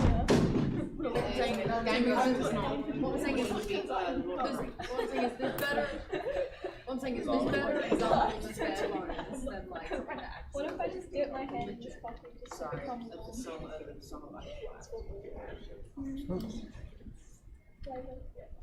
it's like a tea bag, but you're the tea bag.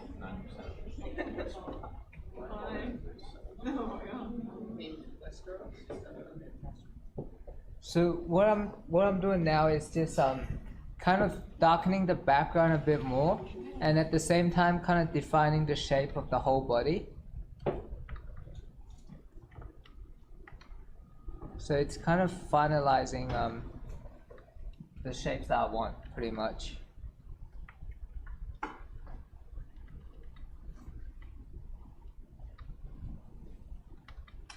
And let's see.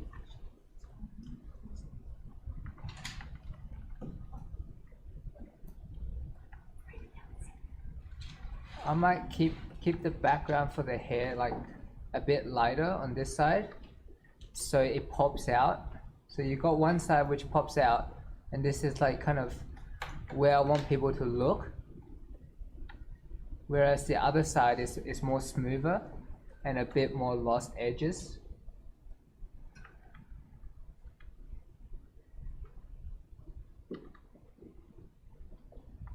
And I'll use this setting like where it turns lighter as it changes opacity depending on how hard I press. That's, yeah. I'm gonna make this shoulder in shadow so it pops out against the back. So the light.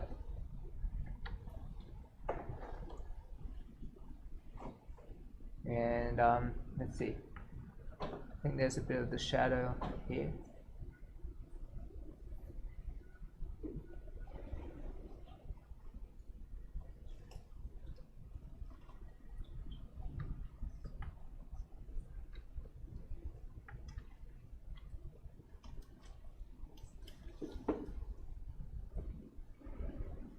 Oops. Yeah.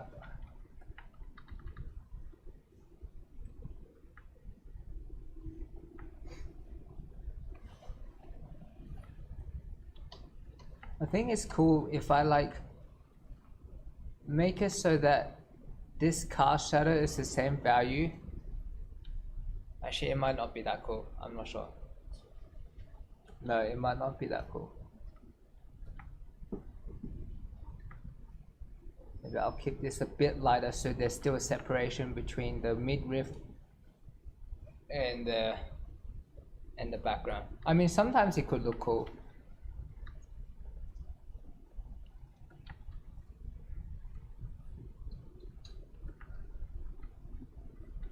So it's not really like a rule for everything. It's just how it looks at that moment and whether that is clear. Because sometimes it's just nice to have a lost edge, or like some areas where because it's not that important, it makes it by making it lost edge, it makes the important features stand out even more.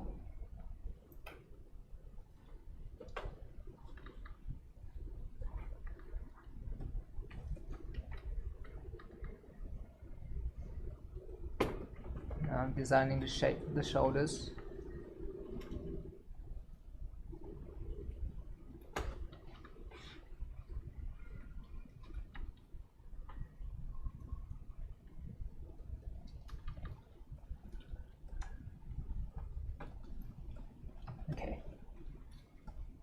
Okay, let's design the pants a little bit more. I'm gonna bring a bit more darker color into it. Or darker value into it. I'm gonna get to coloring towards the end. I'll show you how I would color up this guy or woman. I'll color her up.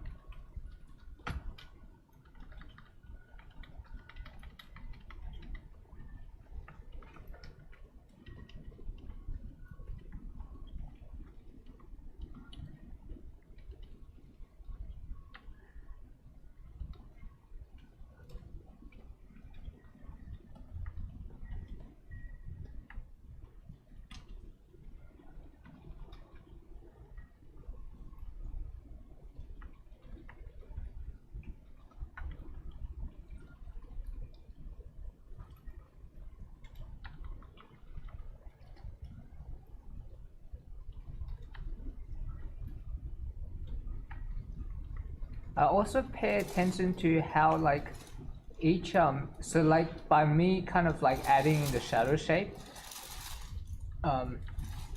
like the shadow of the creases I try to design the way they're spaced. So I make sure they're not all evenly spaced together. Some are further apart, some are closer. And I also design it so that they're all pointing up towards, you know, the midriff. So it's kind of drawing our eye as well. There's a bit of gesture to it. So you got the bottom, which is, so it goes from the bottom to the top. That's what I'm trying to say. Bottom left to the top right.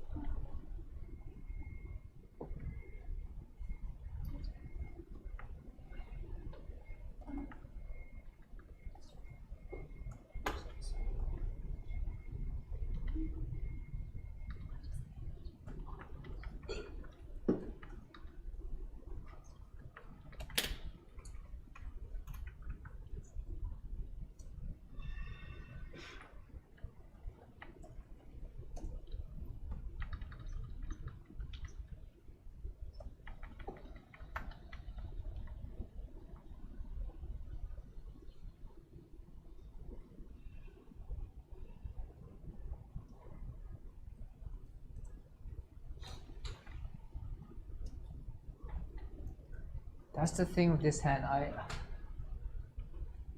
need to design out the shapes of this because it's a bit blurry even in the drawing. So I'm just going to do that straight in paint. So I'm going to turn down on line work, and eventually I think I'll basically just merge it or like paint on top of it. Actually, matter of fact, let's just do that now.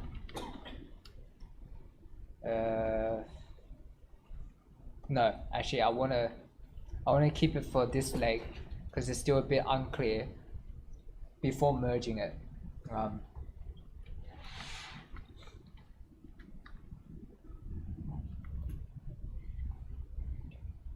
But at some stage I just merge everything together.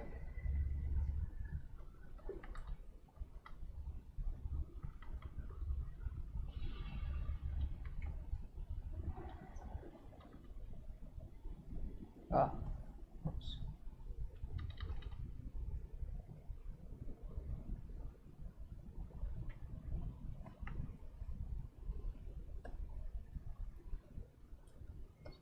I sometimes tilt the brush and change it to the angle that I want so that I could like treat it like a paintbrush and make it really economical. I don't know why it keeps doing that every time I paint, but it should stay open. But anyway.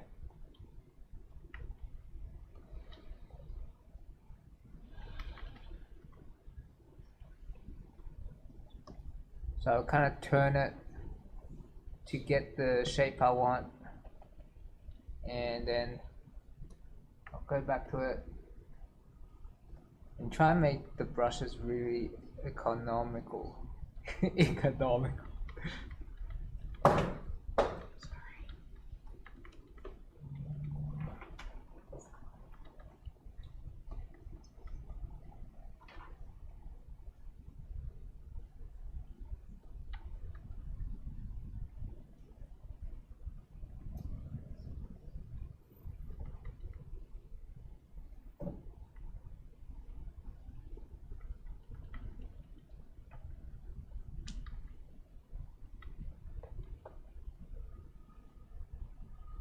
There's a shadow for the feet. Sometimes it's really nice, like I could just add in the shadow of something and automatically we assume like the form comes out. I love that, like where I don't have to do much. I just have to do like, you know, do a small shape and then it communicates what I need. I think that's what I'm kind of more interested in doing as an artist. Like I just want to like suggest things, like I want simple, or as Steve Houston would say, I want simple truths where it's just like, you know, simple and it's right to the point, and I don't need to do that much to communicate what I need.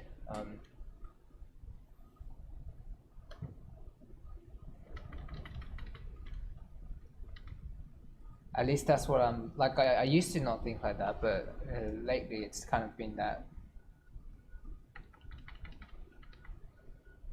Now I gotta figure out where the jacket ends and where where the background starts, and I'm trying to.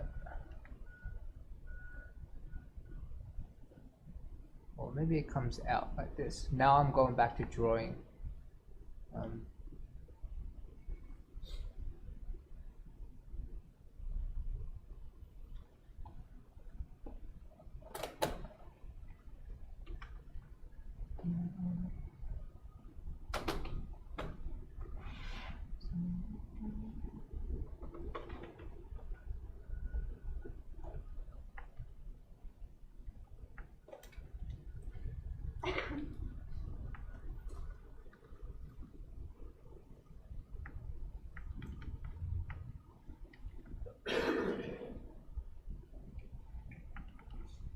So I'm using this value to separate where the jacket starts and her chest starts, well, stops. Just being clear with things like that, even though it's like a little thing, but I think it comes like by defining where, you know, the jacket is and sort of like where the breast ends, it kind of, it makes it clearer.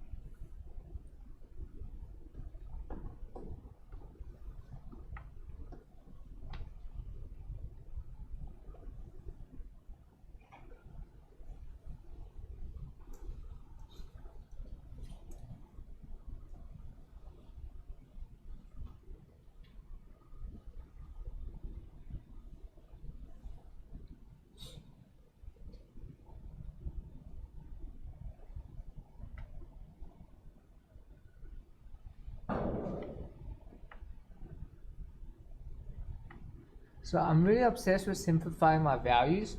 So like you can see, like the shadow of this is really similar to the shadow of this, as in like the value of it is really similar.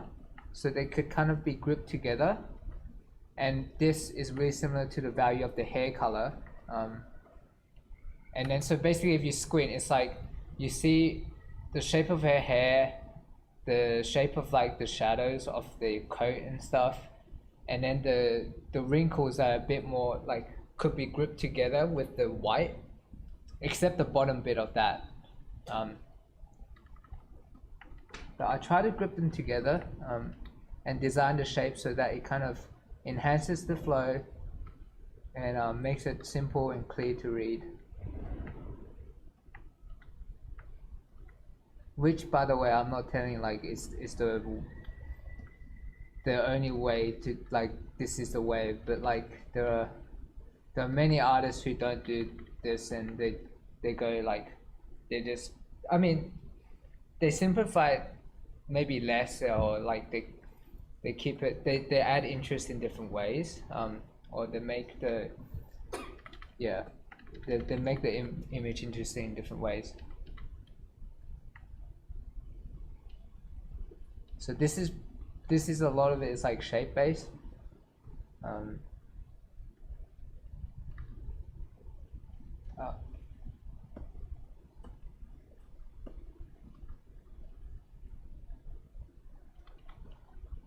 I'm trying to find like, maybe if I like paint the plane, the bottom plane as of the where the where the finger starts, I'll make it darker, and then the wrist well, not the wrist, but the back of the hand, I keep it like this value, so it communicates a clear down step.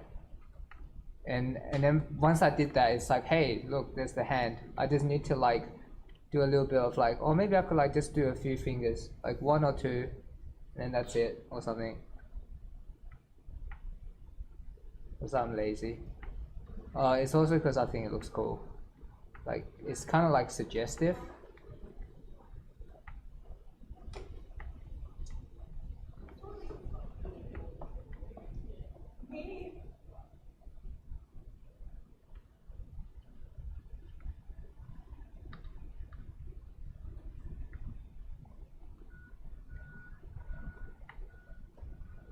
Maybe I'll have a little bit darker.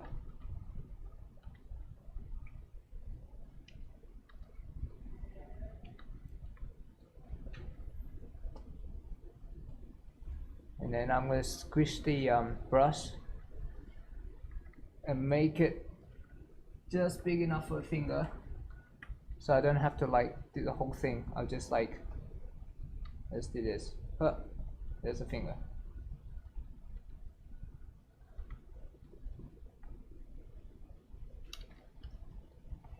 Maybe just one sticking out, the other could be simplified.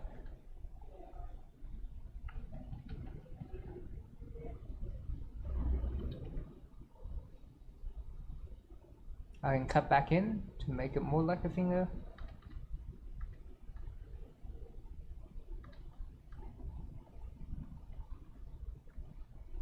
And zoom back out.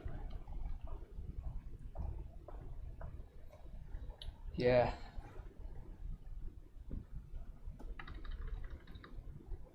So darken the background a little bit more.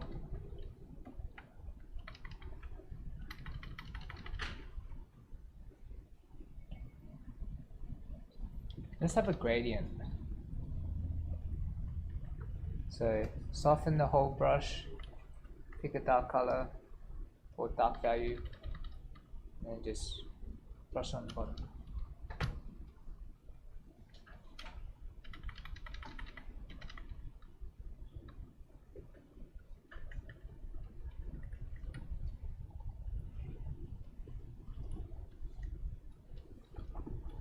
Yeah, I think that looks better. Oh, no, that's too much. Wait a minute.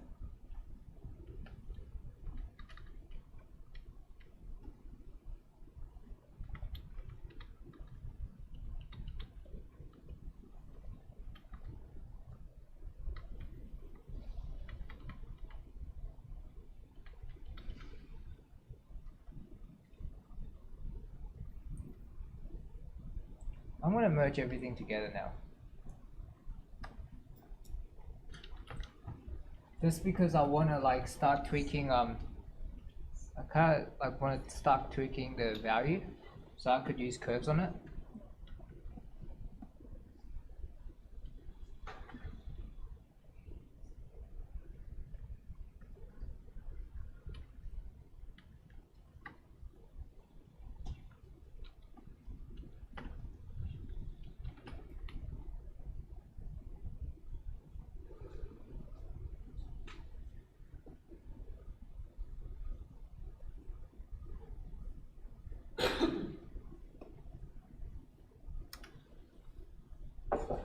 New layer.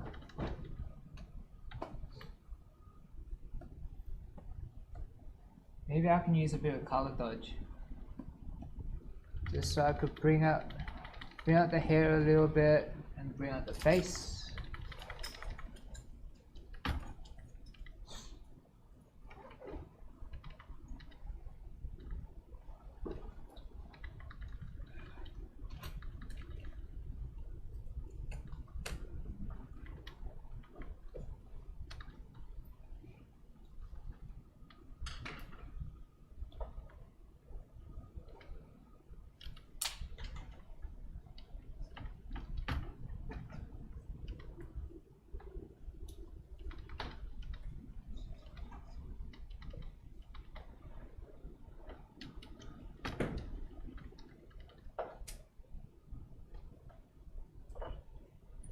So I'm always assessing how everything looks together.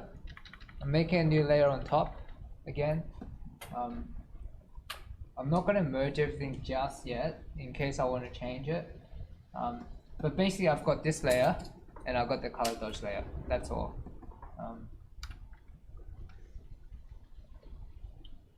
Might want to make the shadows a bit darker on the ground.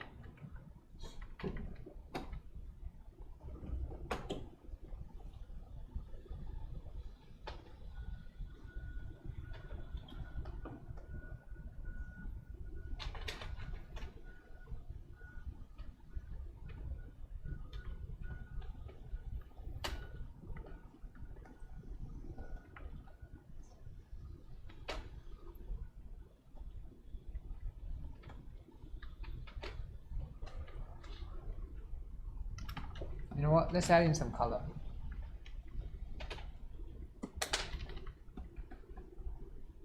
Yeah, I'll merge everything.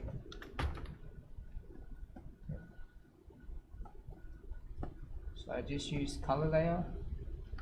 I usually fill it with like one color first. Depending on what I want to do, I think let's start off with like a skin color. And then I'll try and get the skin color right first before adding all the other patches of color on the shirt, because it's pretty tonal. It's just white and skin color with red. But usually when I work like this, skin color is like the hardest to get, because I don't know why, it's just hardest to get skin color, because there's so many subtleties in it that you gotta paint on top of it, or like add in different colors to bring it back to life. I think that's one of the cons of this process.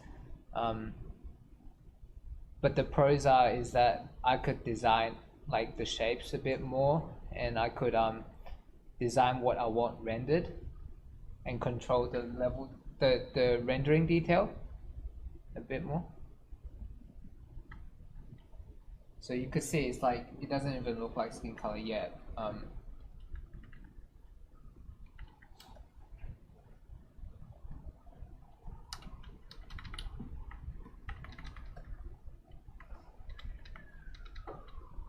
That looks a bit more like it.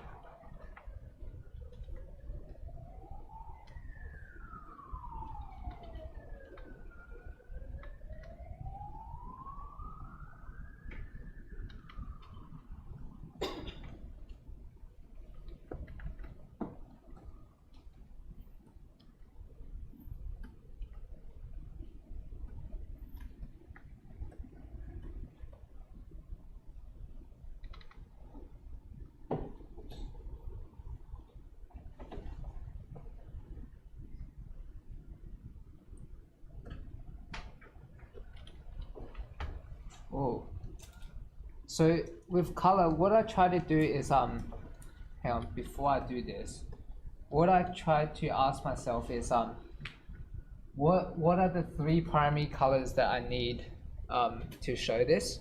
Like, what's the three most important color? So in this instance, I think it's like the color of her skin, the color of her hair, and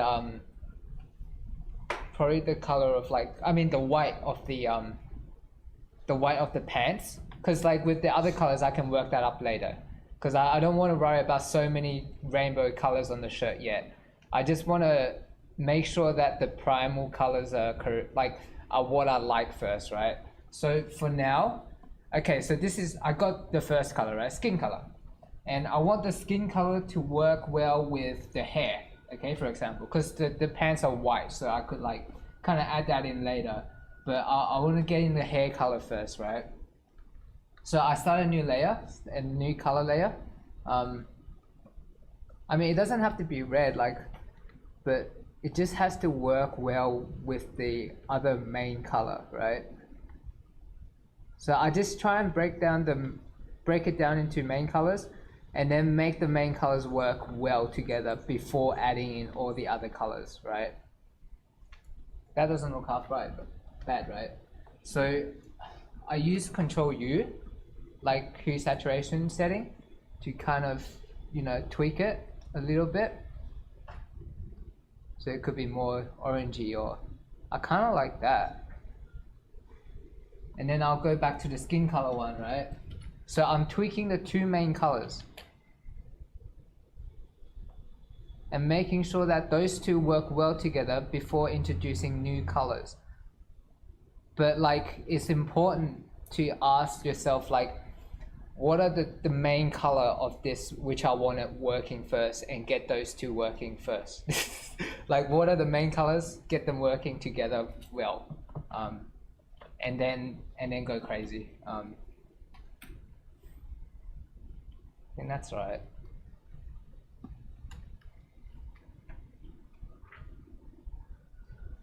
And like, if no one's looking, I think I just spent ages just tweaking, maybe like a little bit like this or like that, and then I'll just take forever again. I'm just going to duplicate this hair layer, delete it, so that I've got a new color layer. I don't have to like go to my settings and press all that button again. I mean, I could do a shortcut, but I don't have it here. Okay, I'm just, this is blue, of course. But I'm just like coloring it in first. I'm just blocking wherever that's white.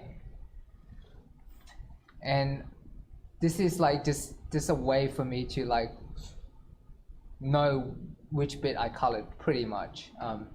It doesn't work, but like, so I just do this, and I use the hue saturation again. But if I want to get better at color, what I do, I actually do this on the side. Like I actually don't like to rely on hue saturation so much, just because I want to get better to a point where I don't need to use it because I'm accurate enough to not use it. So for my own practice, what I do is I'll do color thumbnails on the side. So I'll sort of like practice picking colors myself and mixing them, like as in like controlling the sliders myself, and before adding it into my work, right? I'll do color thumbnails to get better at color. But this, I think it's pretty straightforward, and I thought it's probably quicker if I were to do this. But I kind of,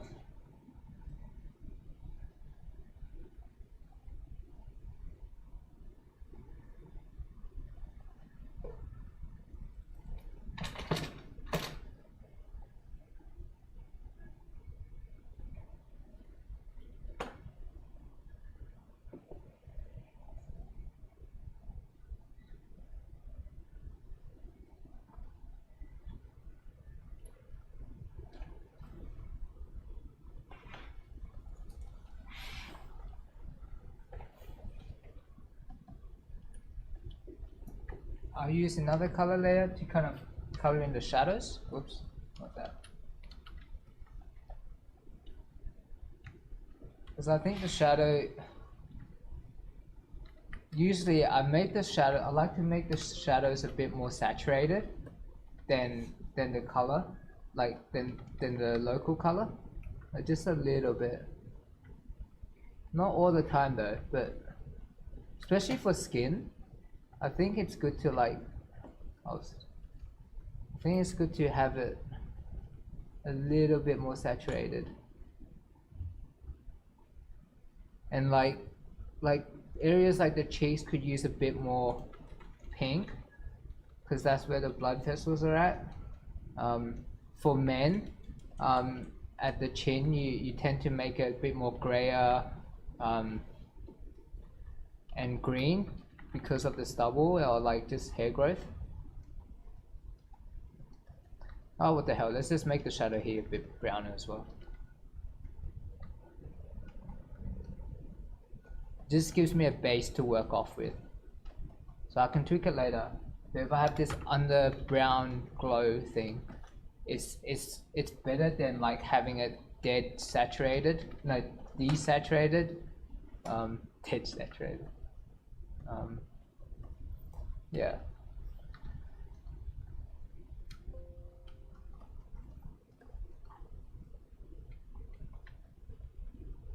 I don't know, I want to introduce a bit of cool colors because everything's warm at the moment, everything's brown.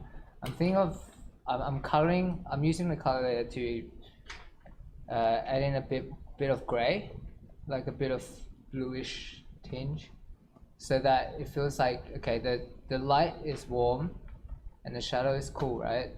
So it creates a nice balance. I'll also add it in the background as well, just so I'm so not used to the color wheel, but just so I could like create more variety of color in my work.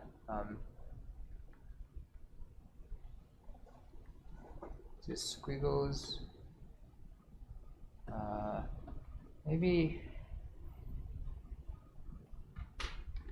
more here.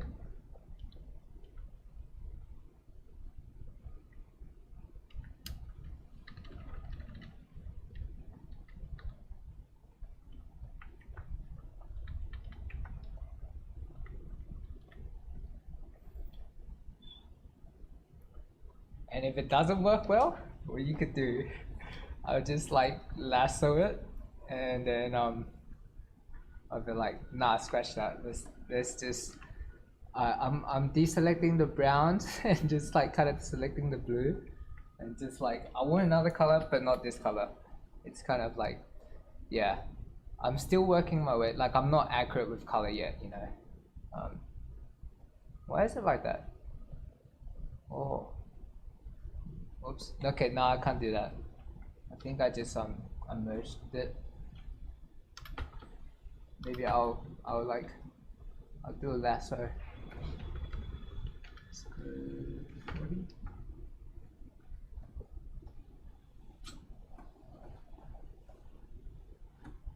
You know what? Let's just live with it because it takes too long.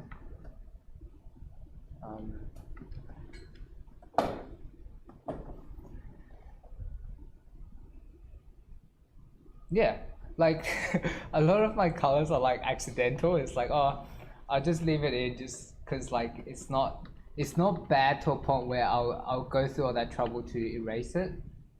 I just erased the whole layer though. But yeah, it's not bad to a point where I need to erase everything. But sometimes it's just nice to see it show, like, so now you've got a bit of color vibration, right? Now I'm adding the red with the blue.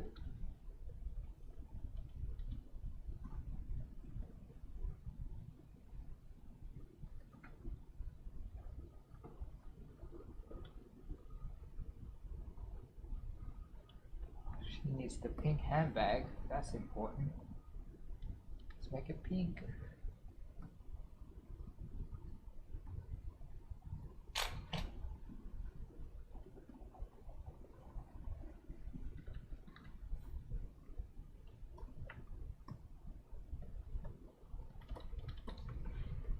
Okay, I can see the problem now. Like, it's like every time I go from grayscale to color, well, not every time, but like a lot of times, I find that I'm not expert enough to like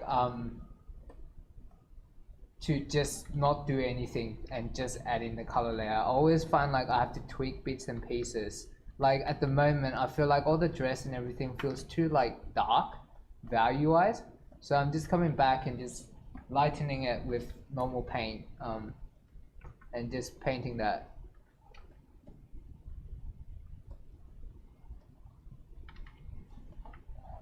Like,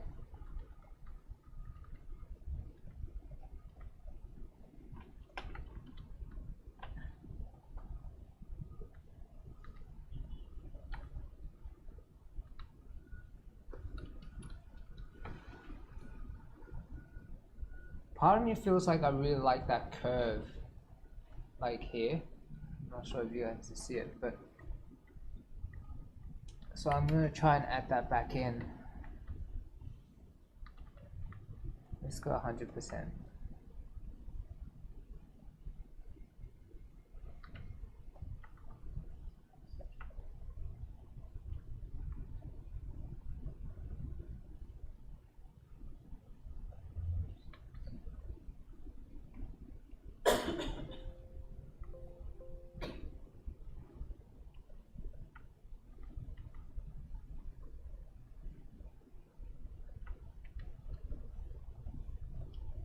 So I keep pressing the wrong button because the number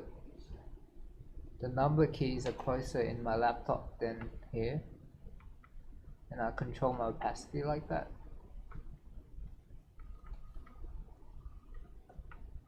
So I'm just trying to create that flow again, seeing if that works better. And also,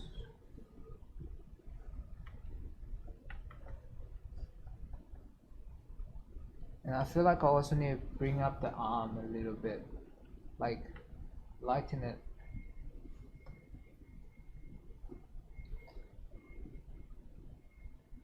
I'm adjusting the brush so that this shape would be exactly kind of like, so I don't have to do the curve, I just do this.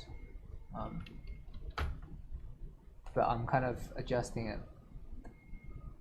It sucks because I don't know why every time I start painting that thing goes away, because I do that a lot. Like I would use this setting a lot to kind of get the shape, the shape that I want, so that when I come in to paint the light side, all I have to do is just this, right?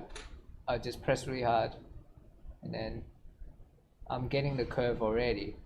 I don't have to like do the curve manually, and it's just like, I mean, of course the value is off, but the light shape is there, right? Okay, not that, don't do that.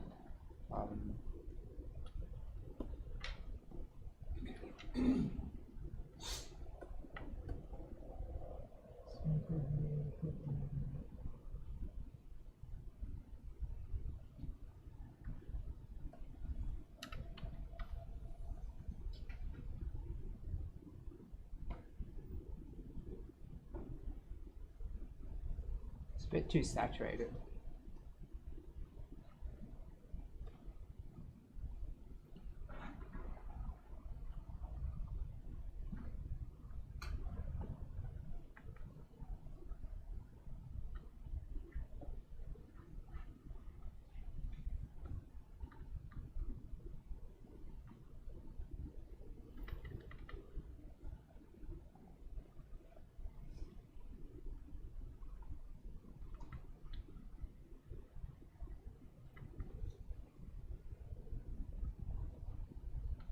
Okay, if you guys have any questions, feel free to ask anytime. How do you get past art block? Art block? Yeah. Well, I spend a lot of time on like looking at like images and stuff. So I'll go on Pinterest, right? Like, or like I'll go on. I'm mostly okay. So if it's art block, I either like take a break, or like, cause sometimes when I have art block, it's because like it's like your body telling you, oh, you've exhausted your creativity, and you just need a break. But sometimes it's like you could kind of hype it. I could hype myself up in like, because I'm constantly inspired by like a lot of, you know, images of people or fashion or like just geeky stuff or like just mechanical stuff, and I would kind of start off by drawing what I think is cool, and then once I start drawing, it kind of it starts snowballing and just being like, oh yeah, like I'll draw one, like maybe my first image would be like, oh okay, nothing can, like I just copied it, right? The second image might be like, oh yeah, like as I'm drawing, I'll be like, wouldn't it be cool if like that happened? It's like, it's just like kind of just finding what I'm into and then start drawing from there, and kind of eventually start thinking about, you know, ways that you think like just questioning about like what you think is cool and kind of starting to amp it up is like kind of designing yourself already. Did that? I'm not sure if that did that answer it or is that okay. Yeah, so I do like get inspired by the real world a lot.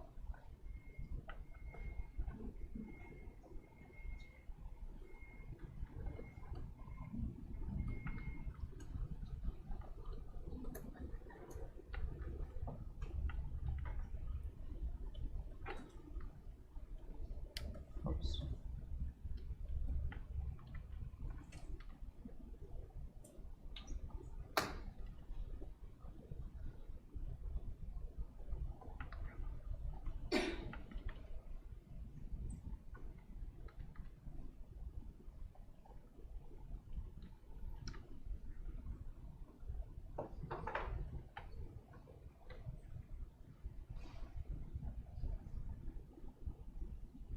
Now I'm further chiseling the arm.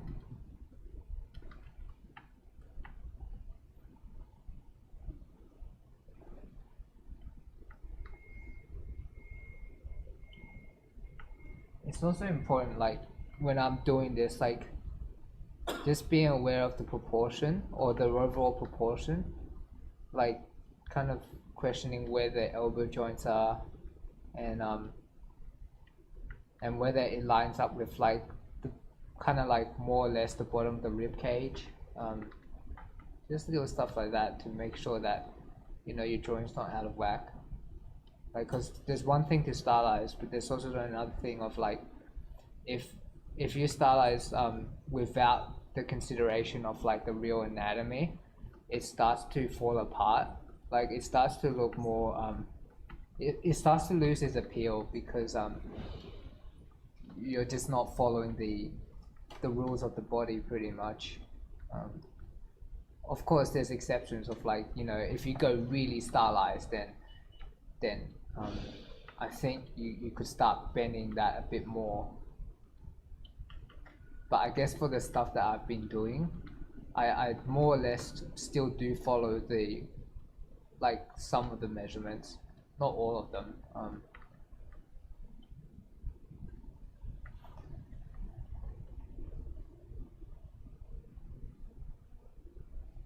But I mean, I'm still kind of pretty new to stylizing, to be honest.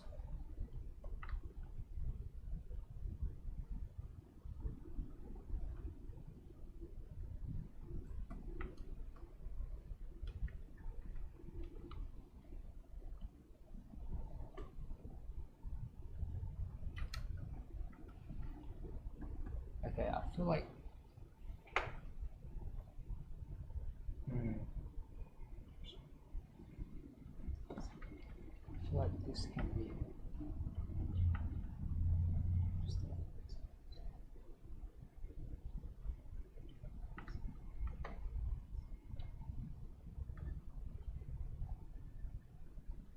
I want to keep the wrinkles on the top a bit simple because what I want to do is add in the graphical color. So like the main read would be the color and not the rendering. So I'm going to keep the rendering on the coat minimal because once I add in the color patches, you won't be able to see it anyway.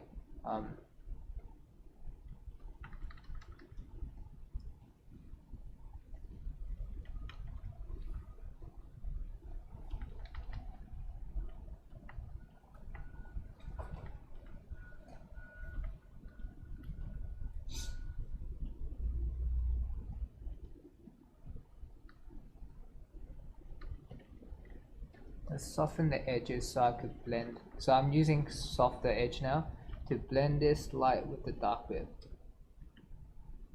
I will lower the opacity, yeah, or I just heighten it, but I would lower it and kind of get it to blend.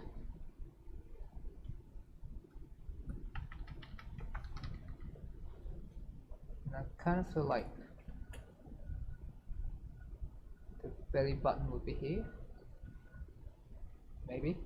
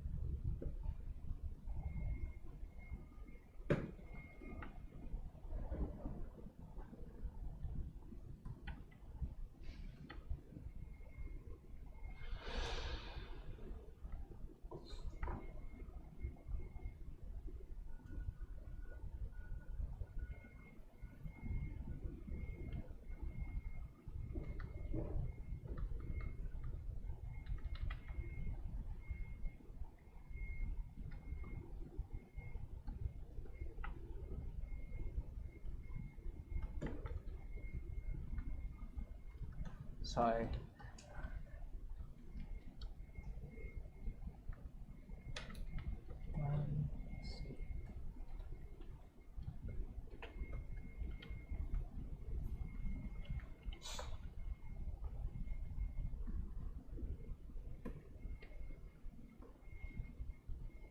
So look, I kind of like the shape I had before, like the straightness of the left arm. Well, not the arm itself, maybe, but the jacket kind of feels a bit wrong if it's puffy. So I'm gonna cut that back in.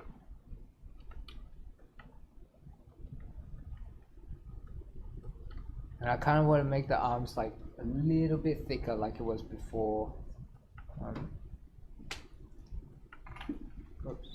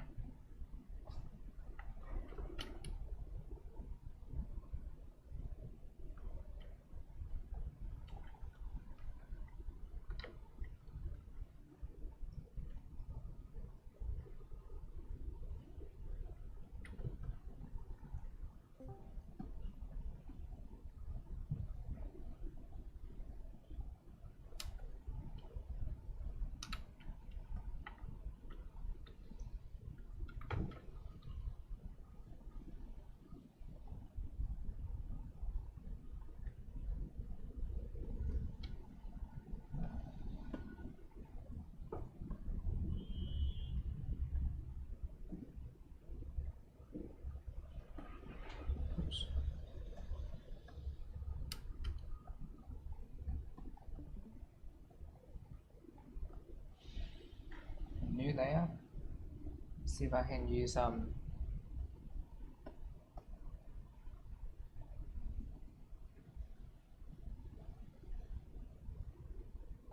let's just see if I can mix out the color. So now I'm starting to introduce the patches, the rainbow color of the coat.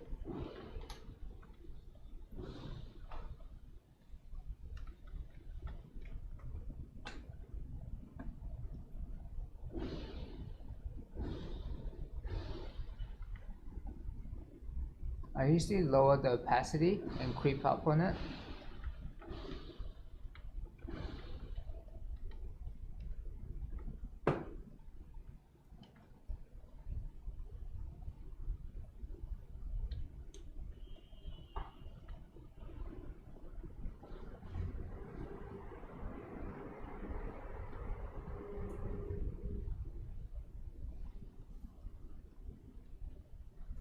And then I'll constantly ask like, yeah, it's random, but I want to ask like how I could like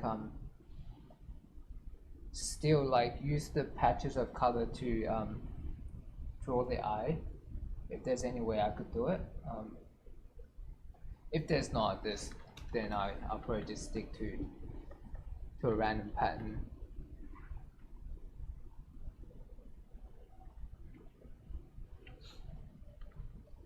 Can you talk a bit how you learned to make film shapes? Yeah, well, I started off copying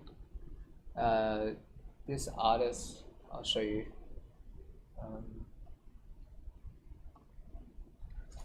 Hang on. So let's see. So I'll show you a few artists which I looked at, and what I started doing was I would copy them and then I would try and stylize it myself. I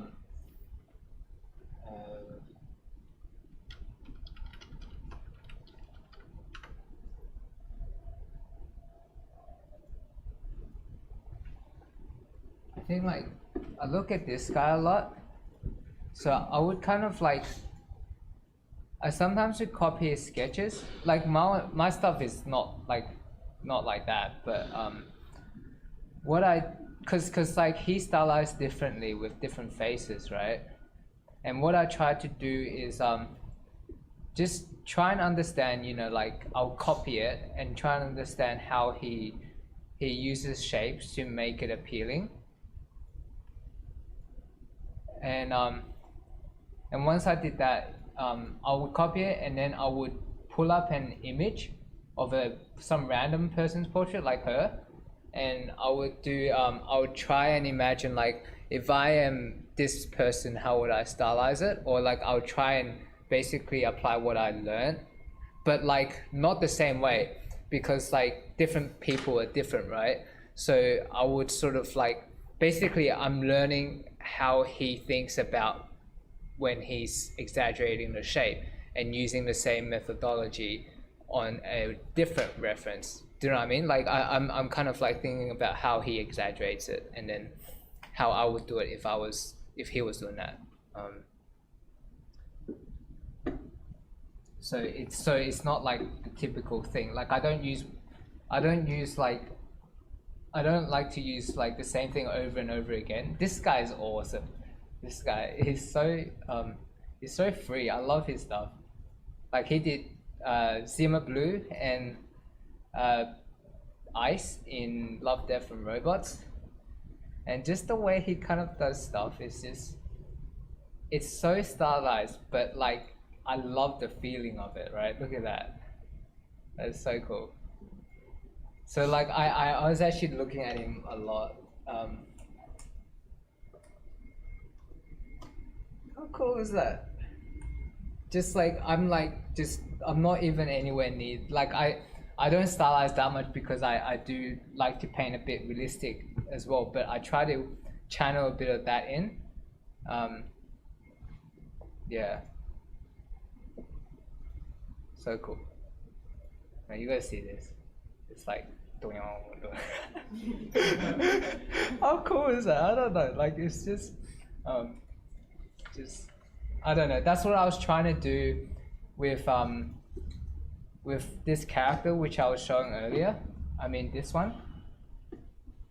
So I was trying to alter the angle a bit. But then like I have my own tendency. Like I'm not totally copying him. I'm like I've got my own like technique on certain thing and my own way of working something up that I'll do it in my style, but like having like a bit of his influence. Like I would because like the way he frames it just tells so much about the character, right? Look at him.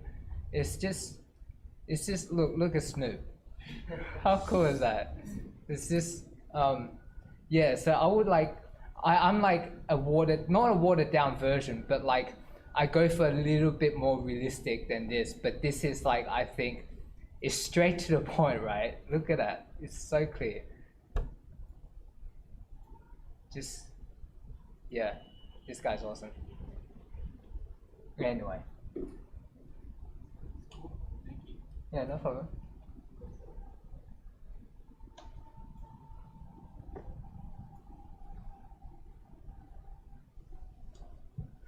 Okay, let's keep adding in color.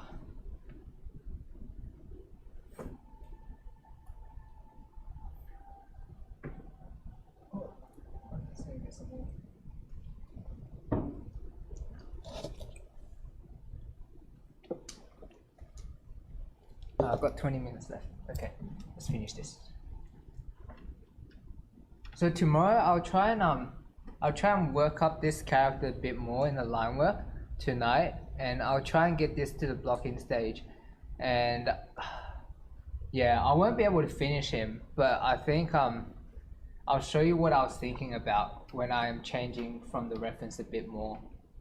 So this is sort of like, so today is sort of like showing you my workflow of like how I usually take things, well not yet, how I usually recently take things up, and tomorrow would be sort of like how I pull what's cool out of the reference and make a character out of it.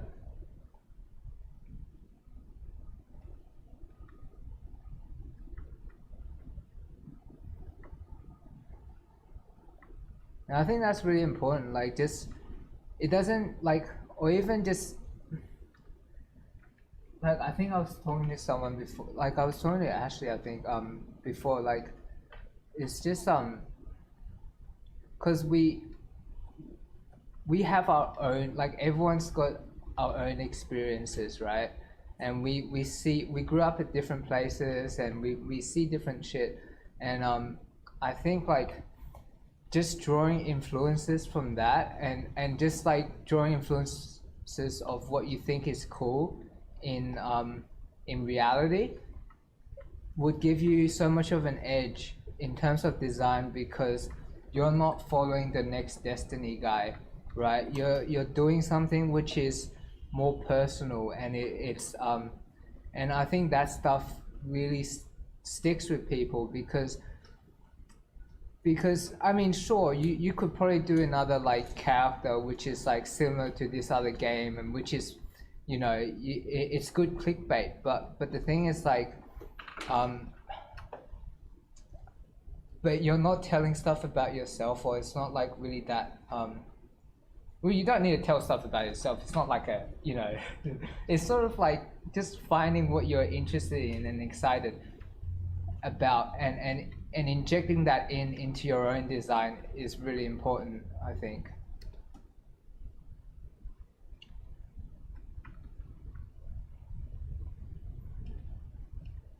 And just being aware of what you like painting, what you like drawing, and just not like aside from like other work and stuff, and just being aware of your own taste is good. If people wanted to Yeah.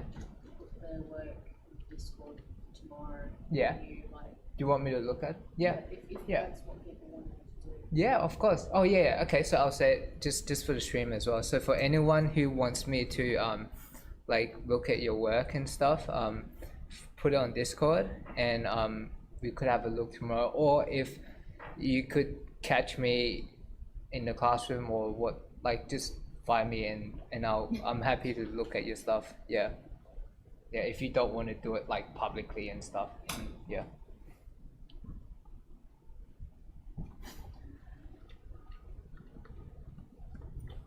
Now I'm feeling so much like a teacher, damn.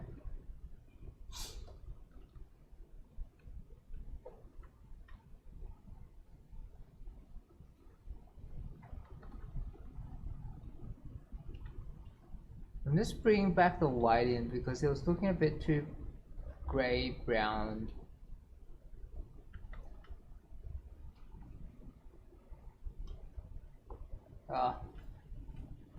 Pressing the wrong button. Okay, I want to lighten the whole top. So what I'm going to do is harden the edge and lower the opacity to maybe like 25 or something. This is like a watercolor technique. It's like glazing. So I'm just coloring the whole thing, but it's making the whole top lighter, right? And if the key is just not to press up, right? Like not to, like once I put my brush down, I'm committed. I'm not doing like strokes like this, because otherwise it makes weird ass patterns. I'm just like, I put it down and then coloring the whole shape, right? It doesn't have to be perfect, but if I want to lighten, it's really handy if I want to lighten the whole thing. I'm just doing that. I mean, ideally I would use a bigger brush for the pants, but yeah, this is taking more than, yeah. So it's like, it's really handy. As long as I don't press up and press back in and stuff. Okay, and maybe I'll lighten up this bit. And then once this, like if it's on another layer,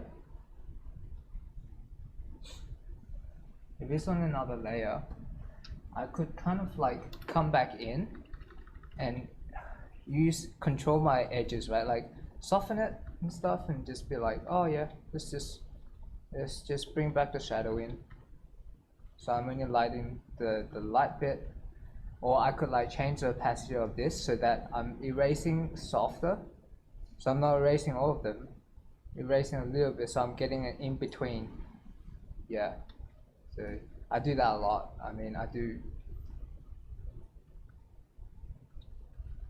And just softening the edge, because my brush edge is soft, I just like kind of just go over the edge and then it makes it softer. Yeah. Let's see if I can bring it out a bit more. This bit's looking a bit funky, right? I gotta fix that. So I'm just gonna go back to like 100% opacity.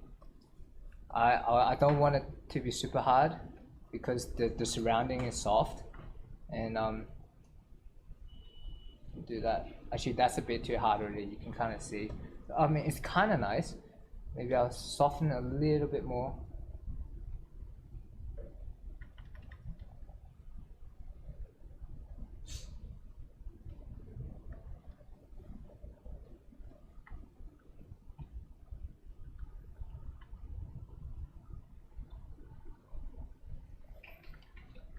But I also got to be aware of what overall shape I want it. Because if I get too caught up in the folds and rendering it up, and I change the shape of it, or it could be good, it could be done for the best, but it's just being aware of it and paying attention to it, making sure that the shape is still good and clean.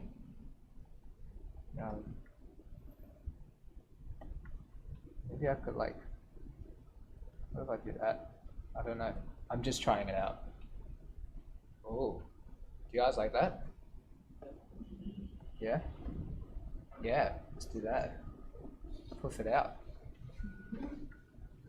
That's why I kind of use this method. That's why this method works for me, right? It's because I'm always being oh, what if this is now I'm just pushing it even more to see how far I can push it before it breaks, and use stop. But usually oh no. But yeah, so what I do is I push it until it breaks and then bring it back a little bit.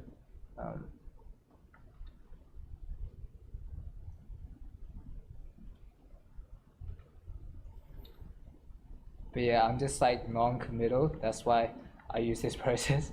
It's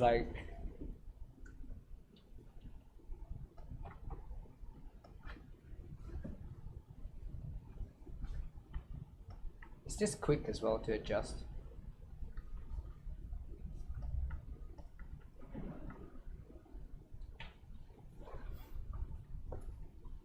But there's also something in there, if you're really good at line work and really good at designing shapes with line work, I think that's good.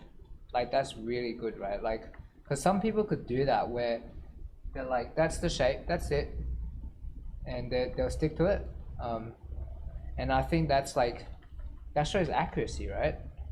Because for me, it's change it, it's a bit that, So that's why sometimes I would force myself to go back to just working in line work and finish something in line work.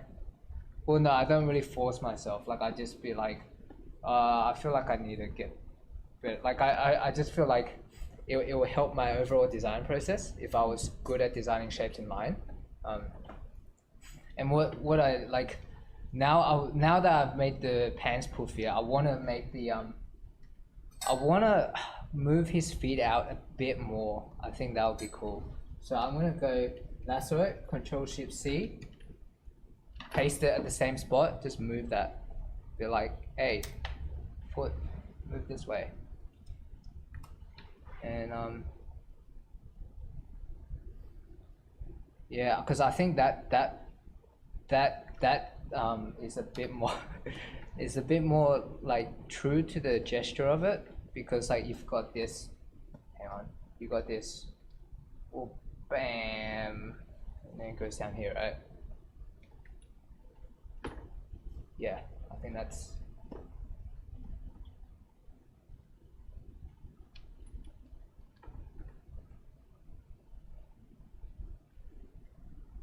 yeah, I think so. Yeah.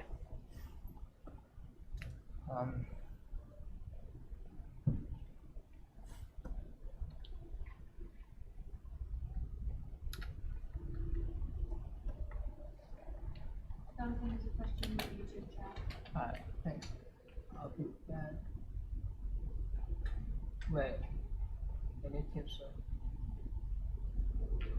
What does it say? It just says like a convoluted diary. Do you ever get a million ideas at once and don't know where to start? Oh right. A million ideas at once. Yes, I do. And and the way I would kind of, is he talking about ideas for hang on, he'll have to clarify. Can you clarify? Well, no, I mean not you, but I'm just talking to the chat of the guy. Is it like ideas for a character, or is it ideas for like, I don't know, like, You could write images. but I guess So you said drawings in terms of, do you get like a million ideas for drawings and you don't know where to start, but you want to do all of them essentially? right, yes, I do, and How would you like Get through that.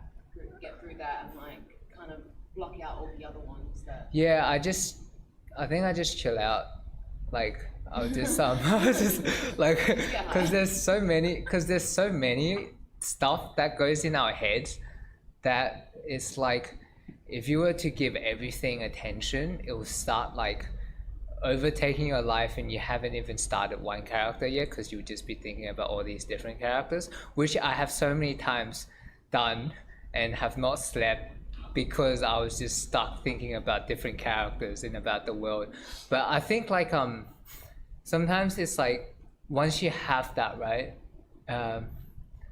and I myself am still trying to learn this, is because I get the same thing where I've got all these different ideas and I don't know which one, it becomes overwhelming. But you just have to learn how to like sit back and sort of like assess a bit more in a third person's perspective, kind of like rather than being excited, you just like say on that day, right, think about which character you want to do the most, and then once you pick one, then go ham on like thinking about it.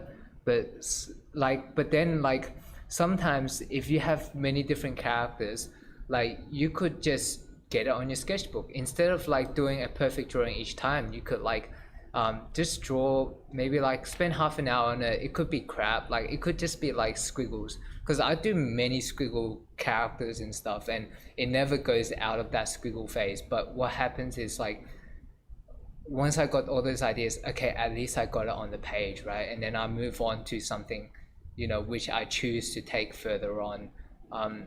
So yeah, so I guess it's like a mixture of like just relaxing a bit, and it's also like, if you feel the need to, just draw it. Just don't worry about the fundamental and just draw it. Just, it could be scratchy, it could be whatever, just do it. And then if you like it, then you could take it up further. So I think like, yeah, so I could show you guys a lot of like my crappy drawing stuff if you want. And it's like, it's just scratchy. Yeah, you want that? Yeah. Okay, cool. Oh, actually, matter of fact, I'll show you this now. Do that tomorrow. Yeah. Well, it's okay. I mean, this. Like, we'll take 2 seconds. Yeah. I think Just show. I thought you meant to like show how you draw that. Oh right, yeah. Like I like say I was looking at this, right, and then I had this I had this idea where he could be like a vampire hunter, and have you seen Hellsing? If you guys seen Hellsing, it's fucking awesome. It's like so I was thinking him like kind of like in a Hellsing universe, and he would like his umbrella is like a mix between a flintlock and like an umbrella, so it's got that steampunky technology, and he would have like you know, vampire stakes to kill vampires basically, and kind of like Blade, you know, those kind of silver stakes. And then I this is not what I start off with, but like I start off drawing. These are not even my first drawings, right? But these are like me just thinking about Oh, stop. Okay.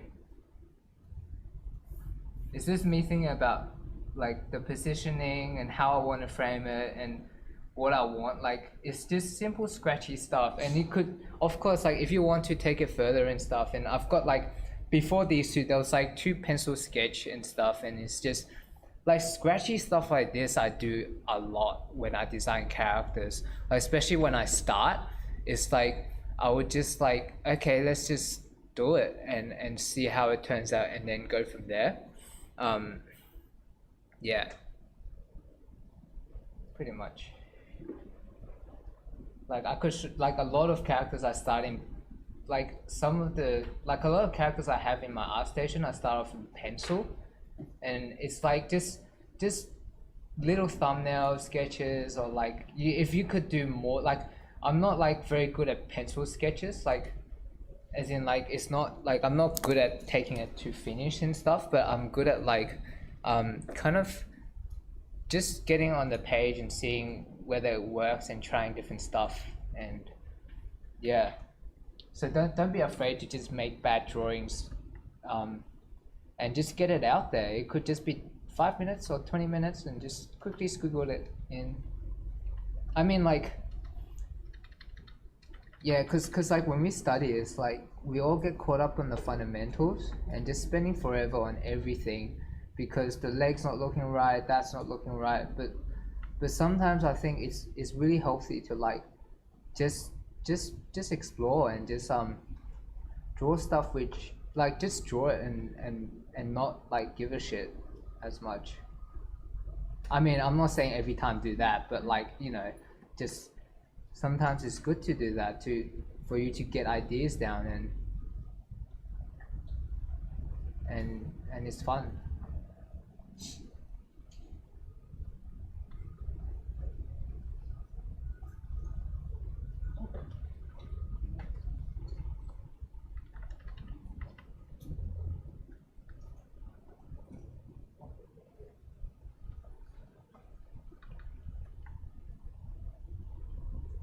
Yeah, I'll bring in my pencil sketches tomorrow if you guys want. Like, you guys can have a look. There's like even more scratchy stuff, and like it's a mixed bag, but I'll show you.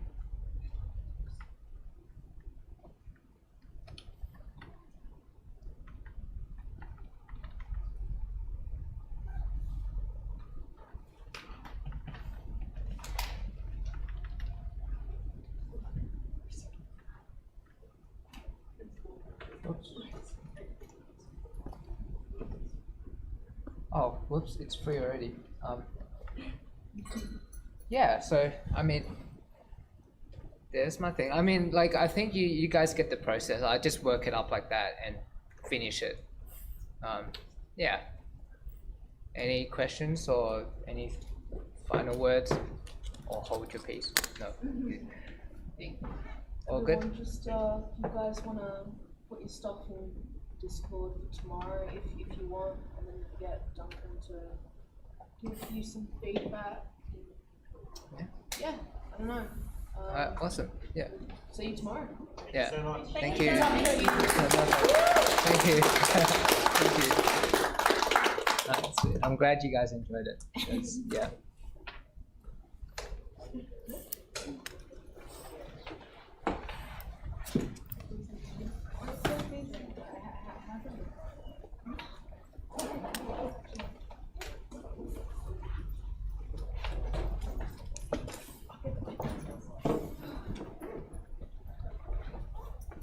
Online said thank you. Yeah. Thanks online. Thanks everyone who's watching. Yeah. Thank you. You can stop the stream as well. Okay.